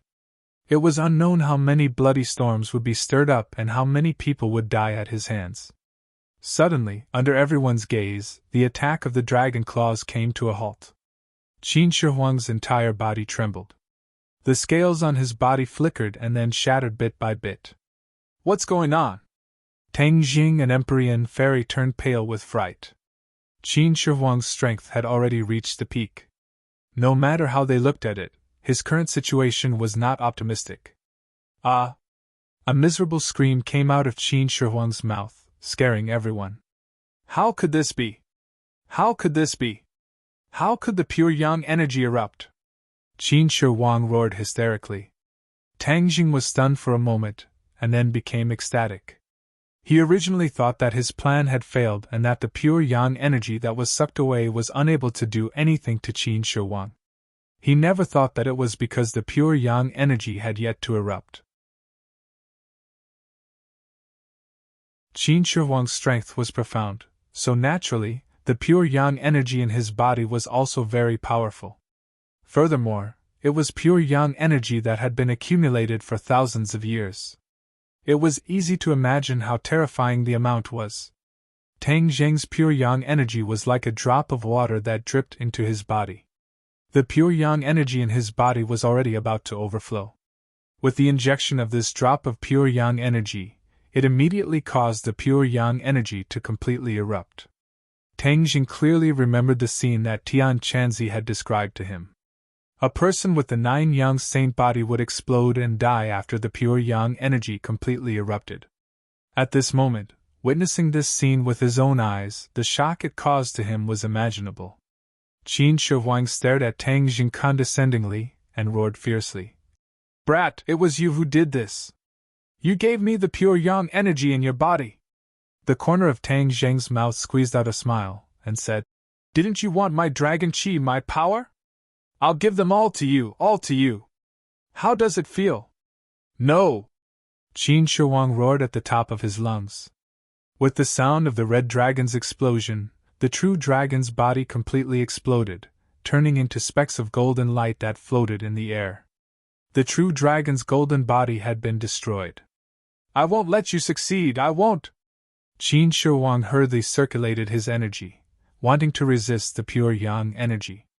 However, the pure yang energy had already completely exploded, so all of his efforts were in vain. He watched helplessly as the pure yang energy in his veins seemed to turn into flames, burning every cell in his body bit by bit. "Pure yin energy, yin and yang balance," Qin Shi Huang muttered as his eyes immediately locked onto the Empyrean fairy. Like a drowning person grabbing onto a life-saving straw, he muttered, "Yin and yang balance, yin and yang balance." He crazily rushed towards the Empyrean fairy. "No!" Tang Jing immediately saw through Qin Shi Huang's intentions. He wanted to possess the Empyrean fairy and use the pure yin energy in her body to balance yin and yang, thus resolving the danger of self-destruction. If Qin Shi Huang succeeded, then all of Tang Deng's efforts would be in vain. He really would not have any chance of survival. However, his voice was of no use, and he could only watch as everything unfolded before him. The Empyrean fairy was imprisoned and could not move. Seeing Qin Shi Huang about to violate her but unable to do anything, a trace of sadness flashed across her heart. Qin Shi Huang rushed in front of the Empyrean fairy and stretched out his demonic claws. Just as he was about to make the next move, a bloody light suddenly broke through his body. Blood splattered everywhere, filling the sky. "Ah no, why? I was so close to succeeding!" Qin Shi Huang roared unwillingly. However, streaks of bloody light rushed out from his body. Not long later, his body was full of holes. Blood flowed out from his 7 orifices, and his prestige was completely gone. When Tang Jing and the Empyrean fairy saw this scene, they were overjoyed, and their eyes lit up. Tang Jing could not help but shout, "Success! He finally succeeded!" The Empyrean fairy said coldly, "Ingzhen, you should have died thousands of years ago. This is your destiny. Do you really think you can escape the arrangement of the heavenly Tao? Your time of death has come. I am the Emperor of all ages. I am not willing, I cannot die like this. I am the true dragon son of heaven, I have the true dragon golden body." Qin Shi Huang chattered incessantly as he lost his head out of fear. Suddenly, his voice came to an abrupt stop. Then, with a boom that was even more deafening than thunder, Qin Shi Huang's body completely exploded, turning into a mass of bloody light that scattered in all directions. The huge shockwave caused the heavenly palace to shake more and more violently. Rocks flew everywhere, and the rumbling was incessant. Qin Shi Huang was dead. He exploded and died. Tang Jing stared blankly at this scene. Other than rejoicing, fear also followed like a shadow. Because he was also in danger of exploding and dying. "I don't want to become that mass of bloody light." Tang Jing hurriedly shook his head and chased this terrifying thought out of his mind. He gradually solidified a belief in his heart: in the future, he must absorb more pure yin energy and harmonize yin and yang. He must not follow in the footsteps of Qin Shi Huang. A strand of golden light slowly rose from the mass of bloody light, attracting Tang Jing's attention. "Dragon vein!" Tang Jing was overjoyed. Although Qin Shi Huang was dead, the dragon vein was not destroyed. He hurriedly dragged his leaden legs and rushed over, grabbing the dragon vein. The dragon vein drilled into his palm like a small snake, wriggling forward. Not long after, it slithered to the 9 main meridians and continuously circled around a meridian. Skywalkers had 9 main meridians, one more than normal people had 8 main meridians. At this moment, the dragon vein was circling around the extra main meridian. That main meridian was gradually dyed gold. Finally, it merged with the dragon vein, becoming one. Immediately, Tang Zheng's 9th main meridian became the dragon vein. Whoosh whoosh.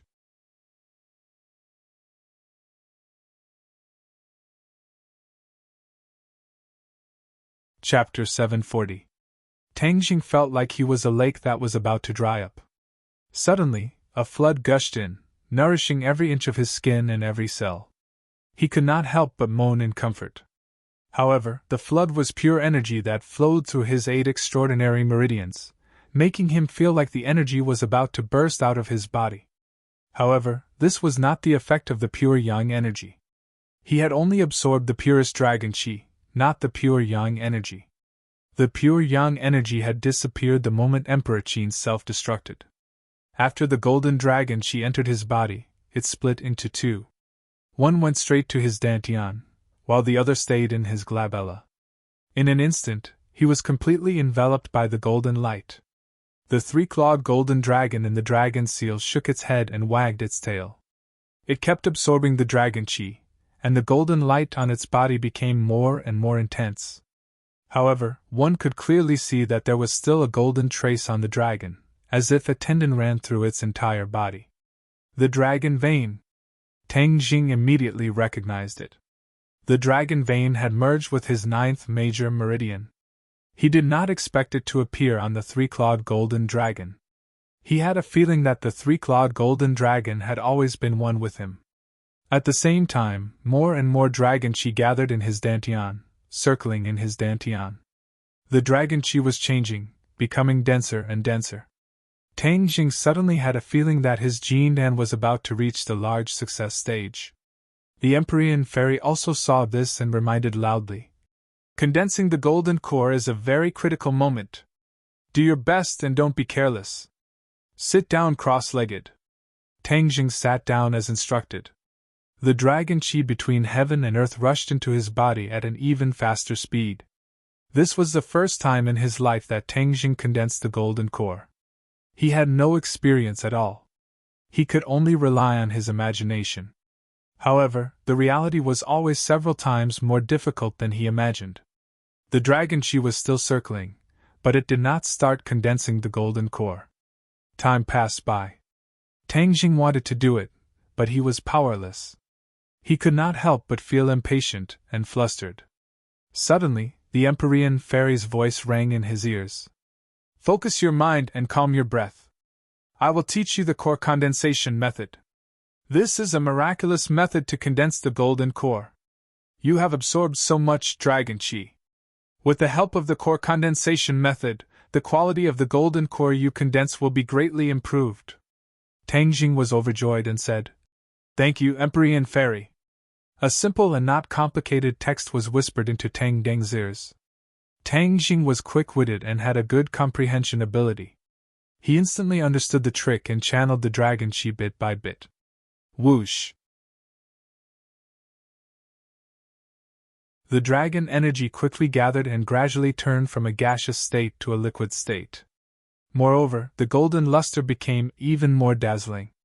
Tang Jing could clearly see that at the very center, a small dot was beginning to condense from a liquid state into a solid state. It was like a seed, and as the seed grew bigger, more and more dragon qi gathered. His dantian turned into a golden light and penetrated through his dantian.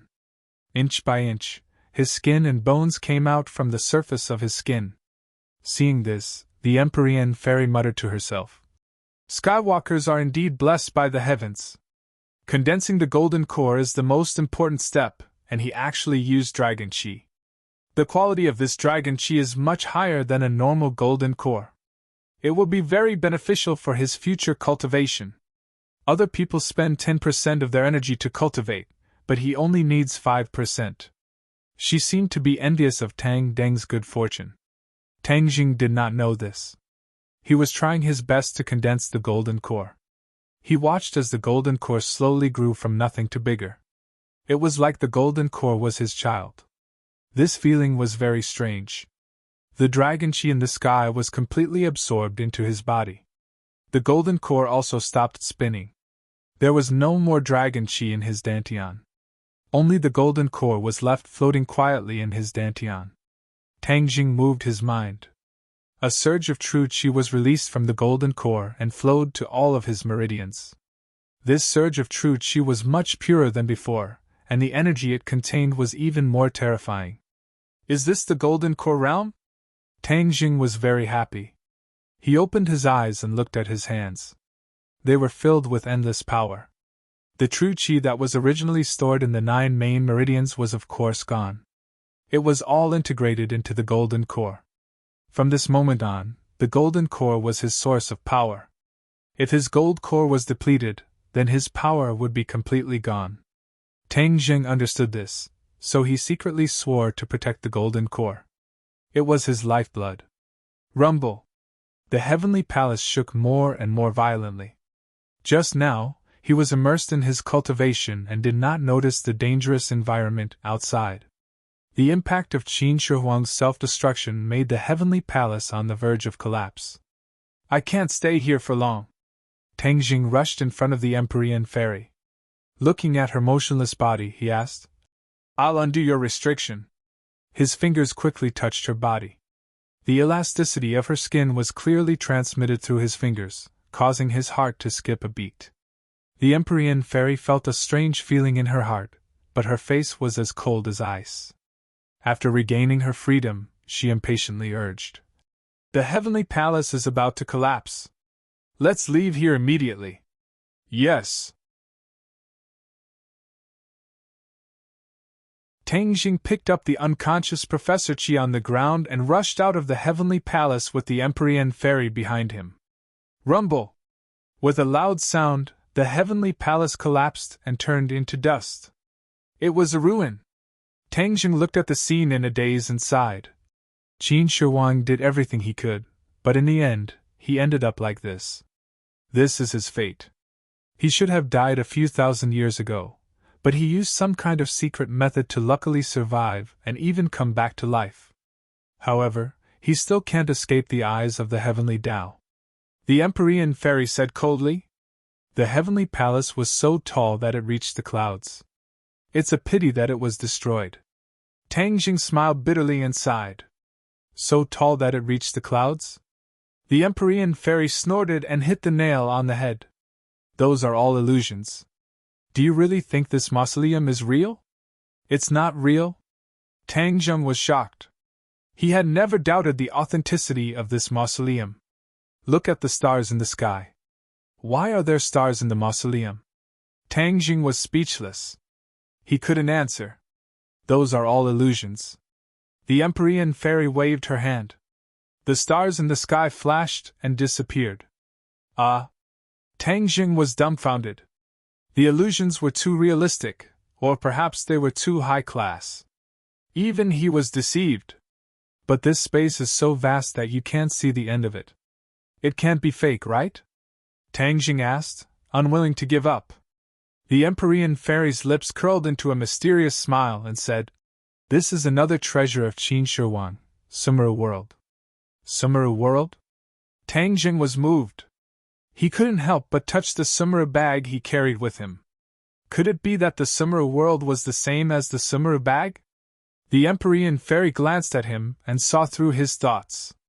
She said, Your storage magic weapon is the Sumeru bag, right? How did you know? I guessed. The Sumeru World is a higher level storage treasure. It's many levels higher than your Sumeru bag. The storage space is much larger.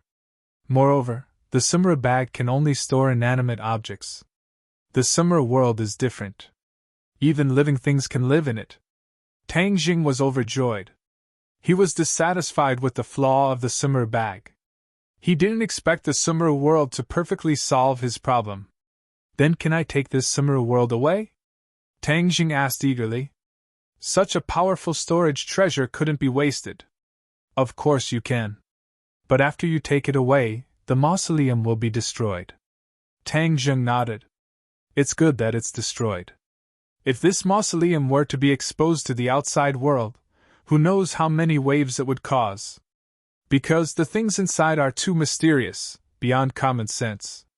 If Professor Chi hadn't fainted, he would definitely have sternly objected. But now, he didn't have the right to speak. Since that's the case, then this summer world is yours. The Empyrean fairy said naturally and generously. Her large hand grabbed at the void. She frowned. There's something else here? Tang Jing immediately remembered those terracotta figures and hurriedly told her. The Empyrean fairy coldly snorted and said, Those are the tricks that Qin Shi Huang liked. Even if he died, he would still forge these things to protect himself. But in the end, everything was wasted. These things are very annoying. I'll help you destroy them all. Wait a moment. Tang Deng's mind moved. He remembered the bronze masks on the terracotta figures. They contained spiritual energy that could increase one's cultivation. He had just broken through and didn't need it for the time being. But once he stabilized his cultivation, he would need a large amount of spiritual energy to cultivate. He couldn't just waste it. What's wrong? Those terracotta figures are still useful to me, Tang Jing said somewhat embarrassedly. He was really too greedy. The Empyrean fairy didn't mind and said, Then I'll give them to you together with Summer World. Once you have Summer World, those terracotta figures won't be able to harm you. As her voice fell, her slender white hand reached into the sky. A ray of light shot up into the sky as if it wanted to break through the dome of heaven. It rose into the air and exploded with a loud bang. Then, Tang Jing saw that above his head was a dome of heaven. This Summer World really did have a boundary. It was just that it was too dark so he couldn't see it. Space fluctuated rapidly and quickly shrank.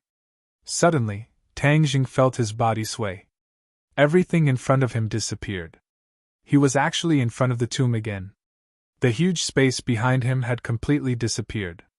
It turned out that in this ancient tomb, only the huge tomb door was man-made. The rest of the place was created using Summer World. This kind of divine ability caused Tang Jing to be unable to calm down for a long time. This was a truly great divine ability.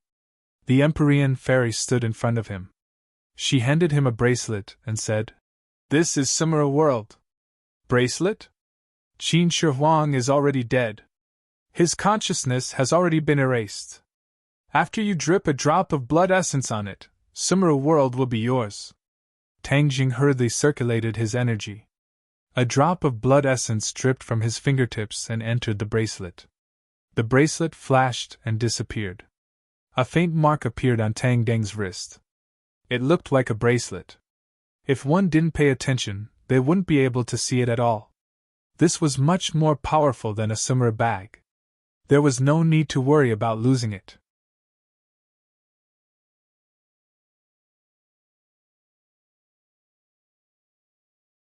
Chapter 741. Tang Jing turned pale with fright and hurriedly helped the Empyrean fairy up. Seeing her pale face and closed eyes, he shouted, What happened to you? The Empyrean fairy did not respond. Could it be that she was seriously injured in the battle? Tang Jing hurriedly checked her injuries, but when his true qi entered her body, he felt it was repelled by a cold and powerful force. Tang Jing was helpless. Without a doubt, the Empyrean fairy's cultivation was much higher than his. His true qi was treated as an external threat and was directly blocked outside of her body. He changed to the ordinary method of diagnosis, taking her pulse. Her pulse was stable, and there was nothing wrong. Only then did he breathe a sigh of relief. He thought that the battle just now must have consumed too much of her energy, so she fainted for a while. Since there was no major problem, he was relieved. It's not good to stay here for long. Let's leave first. Tang Jing looked at Professor Qi and then looked at the Empyrean fairy. It was not easy to support the two of them through the narrow mountain path. Thus, he simply put the two of them into Summer Heavens. Summer Heavens. Tang Deng's consciousness extended inside. Immediately, he knew the situation inside like the back of his hand. There were tens of thousands of terracotta figures, standing in front of the altar like old monks in meditation. The ruins of the heavenly palace were very eye-catching. Tang Jing directly cleared out the ruins and piled them up in the mausoleum. Then, he glanced at the huge mausoleum door and left without looking back.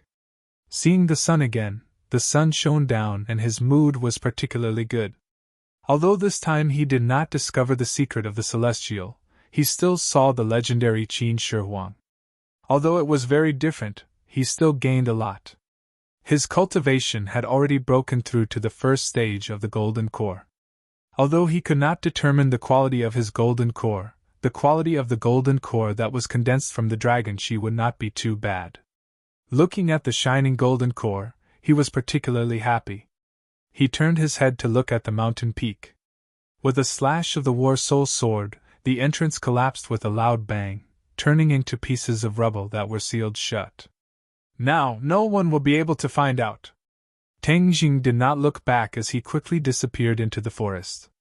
In the evening, he arrived at the entrance of the village outside the mountain and got Professor Qi and the Empyrean fairy out of Sumra world.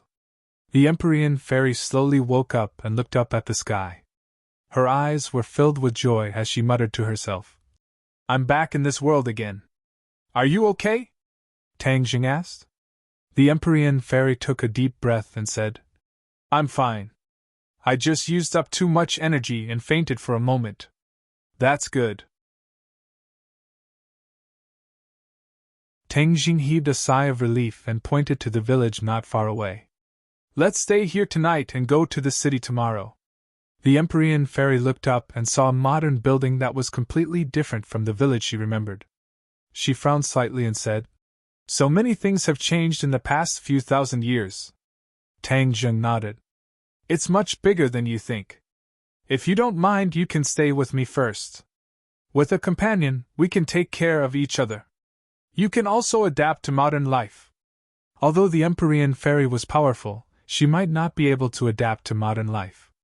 She might cause a big disturbance, or even attract the attention of the country and become a public enemy. He did not want to see that scene.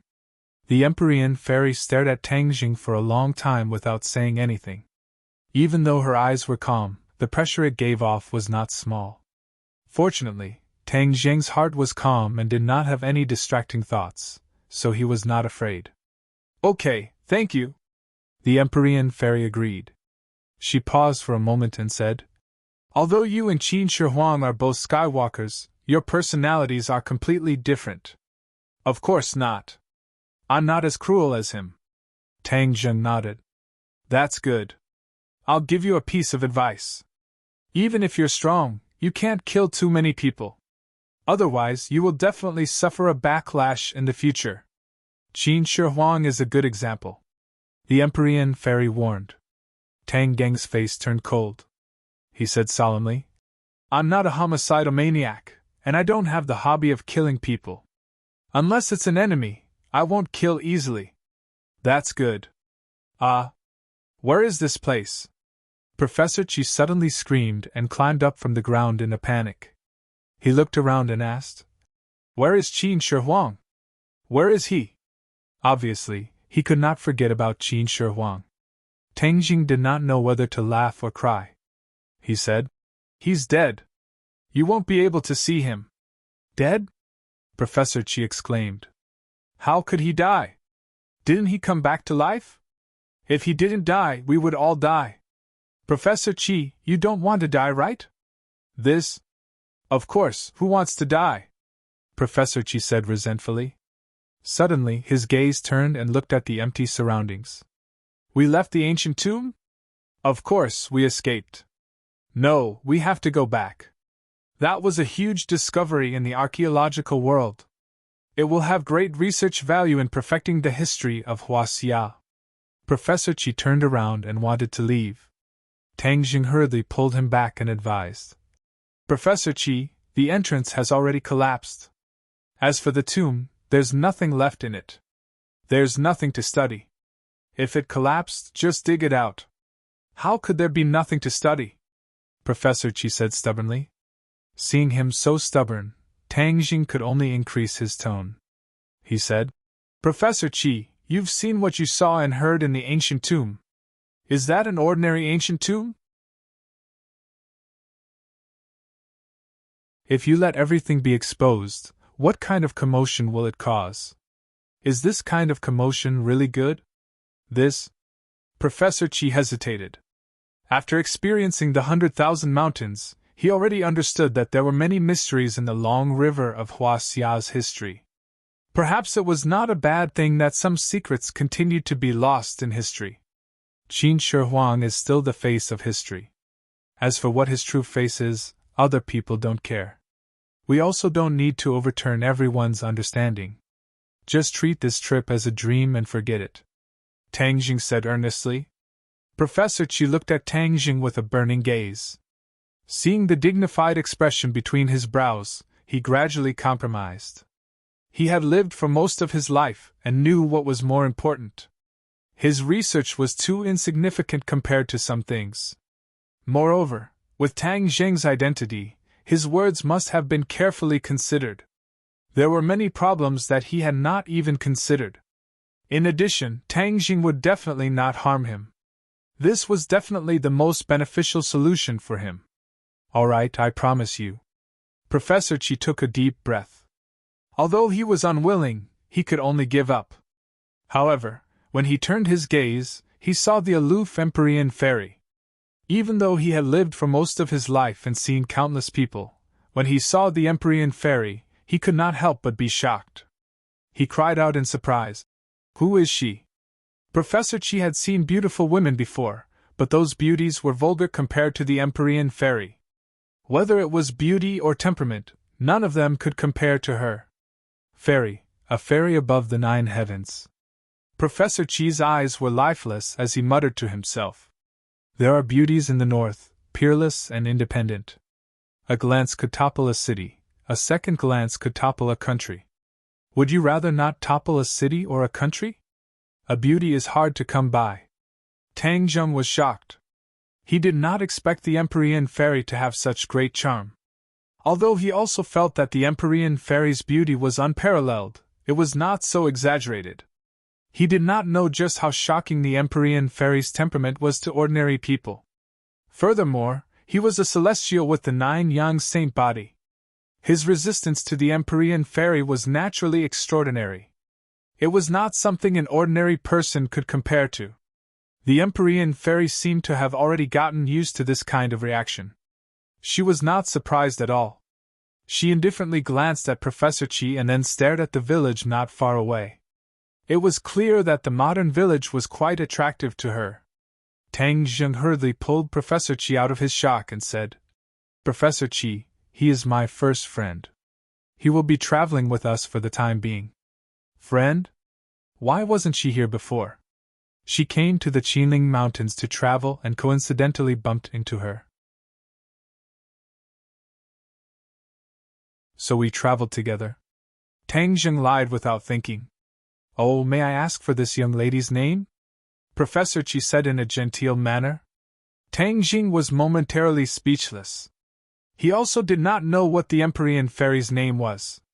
He could not possibly introduce her as the Empyrean fairy. Then wouldn't his lie be exposed? The Empyrean fairy did not turn her head and said, "Fu Yao." Fu Yao? Professor Chi smacked his lips. The surname Fu is an ancient surname. There are not many of them in the modern era. The Empyrean fairy turned a deaf ear. Tang Jing secretly remembered this name. He quickly changed the topic and said, "Professor Chi, everyone is tired. Let's find a hotel to rest first." "Oh, okay. There are girls here so we can't rush around too much," Professor Chi said in a gentlemanly manner. Tang Jing was surprised. The Empyrean fairy actually had such a charm that even Professor Chi, who did not care about women, cared so much. Who could resist this charm? Then, he finally understood what the charm of a country was. When the three of them stepped into the village, everyone's eyes were attracted to the Empyrean fairy. She was the center of attention in the crowd. No one could compete with her. Most importantly, she not only attracted men, but also men, women, old and young. This, Her charm made Tang Jing feel ashamed of his inferiority. The owner of the hotel almost did not charge the three of them for their stay.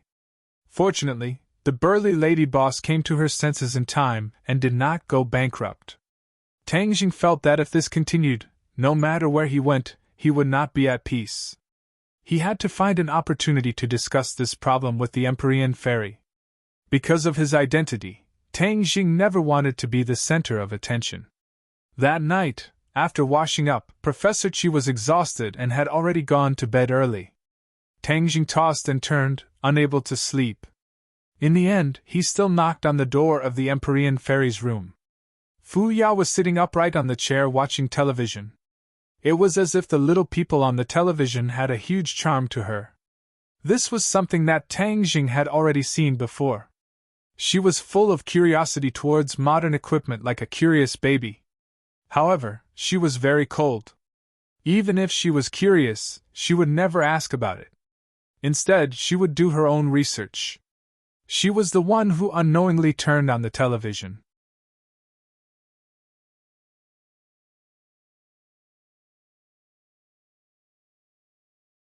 Chapter 742.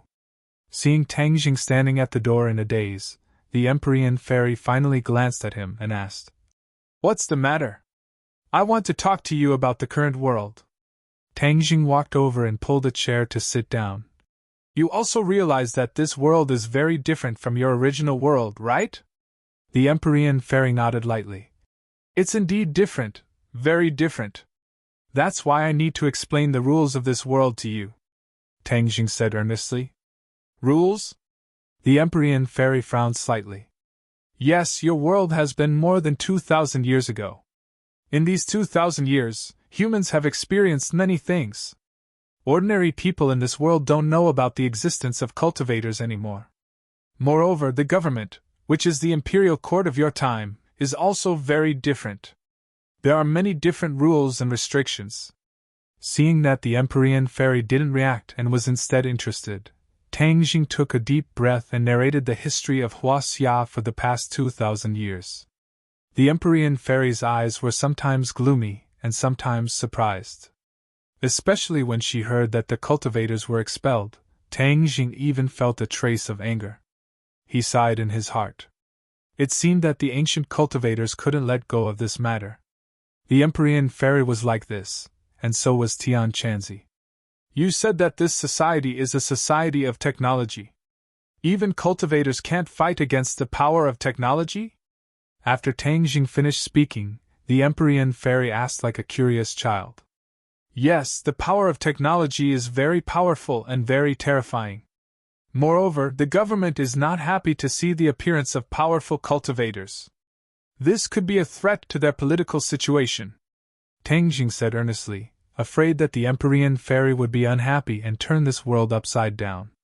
In fact, he was very curious about the cultivation of the Empyrean fairy. Compared to the 100 Faces Star Sovereign, who was stronger and who was weaker? However, in the end, he resisted the urge to ask. Although there are various restrictions, it is still much better than when Qin Shi Huang was on the throne. The people of this world live in peace and contentment. This has become a great merit," the Empyrean fairy praised. "Don't worry, the world is peaceful, and the safety of the people is the most important. I will not easily reveal my strength in front of others." Tang Jing heaved a sigh of relief and said, "That's great." It was not easy to make such an expert willingly accept restrictions. At the very least, Tang Jing knew that if it was Qin Shi Huang, it would be useless no matter what he said. He couldn't help but rejoice. Fortunately, Qin Shi Huang was dead. Otherwise, the world would really be in chaos. "Also, your charm is too great. It's too eye-catching. That's not necessarily a good thing," Tang Jing said hesitantly.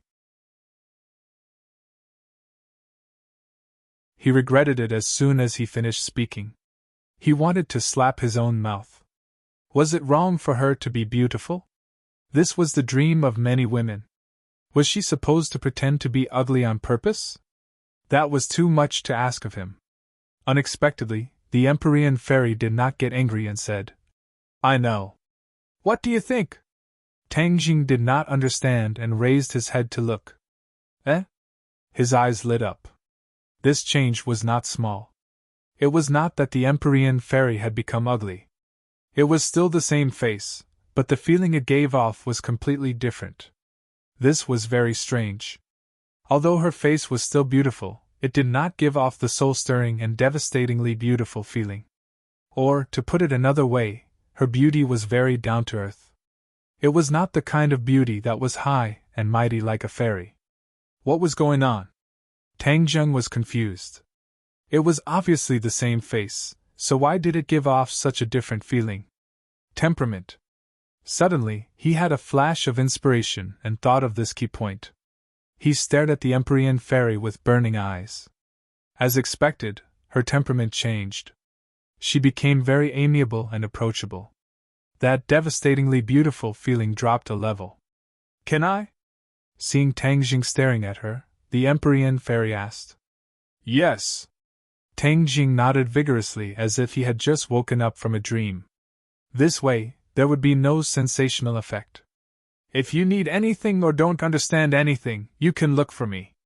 The Empyrean fairy stared straight at the television and nodded. Obviously, in her eyes, Tang Jing was not as attractive as the television. Tang Jing quickly excused himself and left the room. The next day, the group set off again. This time, they drove the same off-road vehicle. They avoided unnecessary attention and went straight to the capital. Along the way, the Empyrean fairy kept looking out the window, especially the city skyscrapers. Her eyes were full of extraordinary splendor. The changes in the outside world assaulted her vision. She could not take it all in. This world has changed. She sighed silently in her heart. The capital. Tang Jing drove Professor Qi back to his residence. Then, he was troubled. How should he deal with the Empyrean fairy? Could he bring her home? There were already 2 women. Could he bring another one? 3 women made a play. Moreover, these 3 women were not simple characters. If they fought, it would be troublesome. Why aren't we leaving? The Empyrean fairy saw him stop the car by the roadside and asked. Where do you want to go? Didn't you want me to stay by your side? The Empyrean fairy asked. Eh? Tang Jing was speechless. If I die, then I'll die. At most, I'll bring Marshall out and find another place to live. This way, I won't have to face Princess and all day. Tang Jing made up his mind and started the car. A moment later, the 2 of them arrived at the door. When he opened the door, he saw a surprising scene. On the sofa sat a person, a man, while Princess Anne and Marshall carefully sat at the side. Princess Anne actually took the initiative to serve tea and water, looking at the other party with eyes full of stars. Damn, how did Tian Chanzi find me here? Tang Jing stared at the man on the sofa. If this was not Tian Chanzi, who else could it be? His long hair was still fluttering in the wind. His face was full of the vicissitudes of life, and it was enough to charm many young women. Moreover, his eyes were deep, adding to his flavor. The 3 people in the house also noticed the 2 people at the door. The 3 of them could not help but be attracted by the Empyrean fairy. Although she had already restrained her charm, it was obvious that her charm was still greater than Tang Jing's. As women, Marshall and Princess Anne's reactions were not small. Marshall slightly frowned, while Anne covered her mouth and exclaimed in an exaggerated manner, "Oh my God, so beautiful!" Tian Chanzi was even more exaggerated than the 2 of them. He directly jumped up from the sofa and looked at the Empyrean fairy in shock. His face was unprecedentedly serious. Tang Jiang, who is she? Tian Chanzi asked in a deep voice. She is... Before Tang Jing could answer, a whirlwind blew beside him. The Empyrean fairy disappeared, and in the blink of an eye, she appeared in front of Tian Chanzi. Her slender jade arms slapped towards Tian Chanzi's chest. When Tian Chanzi saw the Empyrean fairy, he realized that she was not ordinary. However, he did not expect that the other party would not say a word and directly attack him. Moreover, it was a killing move, not showing any mercy. Tian Chanzi was shocked, and immediately used his martial arts to block. Bang! The Empyrean fairy's jade palms slapped Tian Chanzi's arm. Then, Tian Chanzi quickly retreated, breaking the sofa behind him and fiercely crashing into the wall before stopping. Tian Chanzi's eyes flashed with a trace of astonishment. When an expert made a move, one would know the depth of their strength. From this attack, he had already determined how terrifying the Empyrean fairy's cultivation was. Although he was still unable to determine her cultivation, it was enough for him to use 120% of his strength to deal with her. Anne and Marshall were greatly shocked, especially Anne, who jumped up like a butterfly and directly hung on Tang Jing's shoulder. She shouted, "What are you doing?" Anne's soft body and Tang Jing's intimate contact made him restless. This kind of treatment would make many men envious. However, the scene in front of him was enough to make Tang Jing throw away all the distracting thoughts. He loudly stopped them. "Stop fighting!" But no one listened to him. The Empyrean fairy acted as if she had seen a life and death enemy. She would not stop until she killed Tian Chanzi, causing Tang Jing to be confused. In an instant, the luxurious and elegant room was destroyed and turned into a mess. All kinds of high-end household appliances were turned into ruins. Only the two of them could be seen shuttling back and forth. It was too much for the eyes to take in. Anne opened her eyes wide. She did not feel sorry for those high-end goods at all. Instead, she tried her best to catch the two of them. She excitedly waved her fist and shouted, "Master, you can do it! Master, you're the best! Master?" Tang Jing looked at her suspiciously. Marshall was also shocked by this scene. Just now, she felt that the Empyrean fairy was beautiful, but she did not feel that she was a strong person. But now it seemed that her feelings were wrong. This was because the Empyrean fairy was too powerful, and had already surpassed her perception. Looking at Tang Deng's suspicious expression, Marshall casually said, "She has already acknowledged Tian Chanzi as her master." "What?" Tang Jing shouted. This was really one bomb after another thrown at him. The explosion made him dizzy. How could Tian Chanzi accept Anne as his disciple? Moreover, she was a foreign disciple.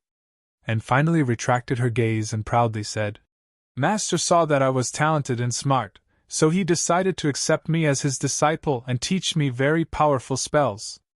Damn spells! Tian Chanzi is just messing with me." Tang Jing rolled his eyes. He had always been indifferent to Princess Anne. He wanted to force her to leave so that they would not owe each other anything. Now that Tian Chanzi had accepted her as his disciple, how could he force her to leave? Wouldn't Anne be stuck here in the future? Would there still be peaceful days to pass? He was indignant. He really wanted to drag Tian Chanzi over and crack open his head to see what he was thinking. Was he deliberately trying to trick him? Moreover, he already had Fang Shishir as his disciple. What was the point of accepting another disciple? Moreover, they were all female disciples. He must be addicted to accepting disciples. But it was clear that the current situation was not suitable to ask this question. His figure flashed and was about to rush forward to help when he heard a loud bang. A large hole was broken in the wall and a strong wind poured in. This was a 10-story building.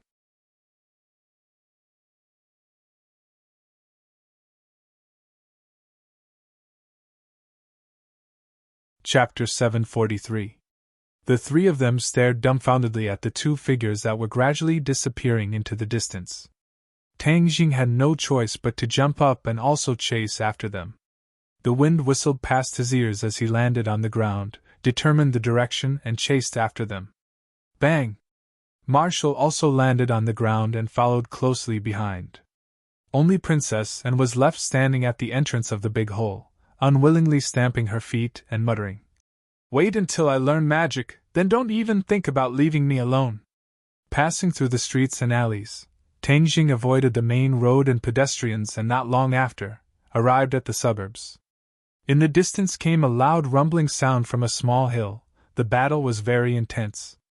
"What the hell is this? Not saying anything and then fighting, insisting on killing each other," Tang Jing hatefully said to himself as he rushed straight to the hill.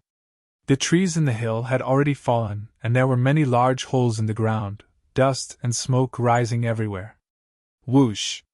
A person flew out from the dust and smashed into a rock. It was Tian Chanzi, looking quite miserable with blood on the corner of his mouth. The Empyrean fairy rushed out from the hill and mercilessly attacked Tian Chanzi. Tang Jing was very anxious, hurriedly dodged, stretched out his arms, and blocked the Empyrean fairy. The Empyrean fairy's attack came to an abrupt stop. Her eyes looked at Tang Jing kindly and said, "You want to save him?"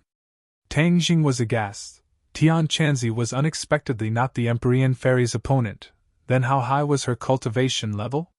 "Why do you want to kill him? Do you have any enmity?" Tang Jing asked haggard. Heaven Monk had already stood up, touched the blood on his mouth, and said hatefully, "What the hell is so smelly, brat? Where did you bring back a crazy woman from? You want nothing more than to tear me into pieces."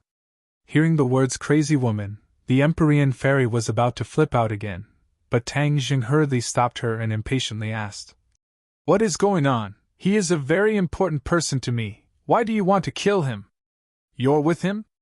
The Empyrean fairy frowned at him, her eyes flashing with a complicated light. "Who do you think he is?" "Of course I know," Tang Jing said matter-of-factly. "Isn't he Tian Chanzi?" "Tian Chanzi? Who is Tian Chanzi? How could he be Tian Chanzi?" The Empyrean fairy shook her head. Tian Chanzi was unable to restrain his anger, and angrily said, "Why can't I be Tian Chanzi? I will not change my name, I will not change my surname, I am Heaven Monk." "Of course he is Tian Chanzi," Tang Jing also firmly confirmed. The Empyrean fairy stared straight at Tian Chanzi, shook her head and said, "No, he is not some Tian Chanzi, his name is Sure Tian, a demon race celestial venerable. Who knows how many women in the world have been harmed by him?" "What? Demon race celestial venerable Sure Tian?" Tang Jing and Tian Chanzi stared at each other. Tang Jing had never heard of this name, but Tian Chanzi gradually frowned and said, "Sure Tian, I have heard of this name. How can I, Tian Chanzi, be a demon race celestial venerable? With your appearance, even if you turned into ashes, I would still recognize you." The Empyrean fairy murderously said, "I want to take revenge for the thousands of women who died in your hands." Hearing this, Tang Jing's eyes flashed, and he shouted, "Wait a minute, I finally know what is going on. A misunderstanding, all of this is a misunderstanding." Tian Chanzi's eyes gradually lit up as he suddenly realized. "You are saying that my face is Sure Tian's, right? What is the difference? Aren't you him? The difference is big." Tian Chanzi was furious, and bitterly glared at Tang Jing. "Boy, this is all your original idea, look at the trouble now." At that time, Tang Jing mistakenly entered the ancient tomb and saw a floating body, so he instigated Tian Chanzi to use this body to be reborn. Tian Chanzi once saw that the owner of that body was an all-powerful figure, so of course, he was also very satisfied with this body. Tang Jing curled his lips and said, "I have good intentions, but you still blame me. If you didn't use this body, then how could you regain your freedom so quickly? You just don't want me to stay in your head for too long. Do you think I don't know what you are thinking?" Tian Chanzi retorted. "Empyrean fairy, the demon race's heavenly sovereign Sure Tian that you believe is the original owner of this body," Tang Jing said earnestly. Empyrean fairy also heard some clues and asked, "You are saying that he is not Sure Tian himself, but only took over his body? Smart, you understand with just a little bit," Tang Jing praised.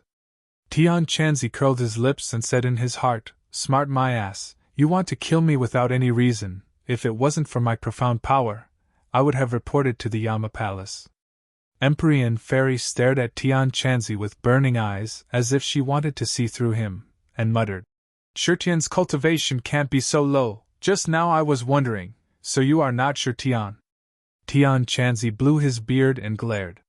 What did she mean by Sure Tian's cultivation can't be so low? This was blatantly looking down on him, but he had to admit that Empyrean fairy was not wrong. His cultivation was indeed not as good as the demon race's heavenly sovereign Sure Tian. "Hey, how does she know Sure Tian?" Moreover, her cultivation is so strong? Empyrean Fairy, why haven't I heard of this name before? Tian Chanzi muttered in his heart. Tang Jing, you brat, where did you find such a powerful person? Tian Chanzi poked Tang Jing and asked indignantly. This time he lost a lot of face and was beaten so badly. In the future he would definitely be laughed at by this brat. It's a long story, I accidentally found her this time. Even if it's a long story, I have plenty of time.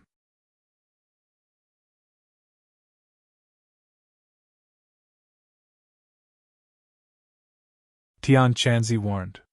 Tang Jing nodded in agreement. If there was such a thing next time, he would definitely call him. This time it was too dangerous. If it was not for the pure yang energy detonating Qin Shi Huang, then Tang Jing's life would really be over. Marshall's eyes were filled with deep concern. Hearing that he had walked through the gates of hell, she could not help but feel deep self-blame. She promised her master and master's wife to take care of him, protect him, but her strength was too weak, she was simply unable to do so.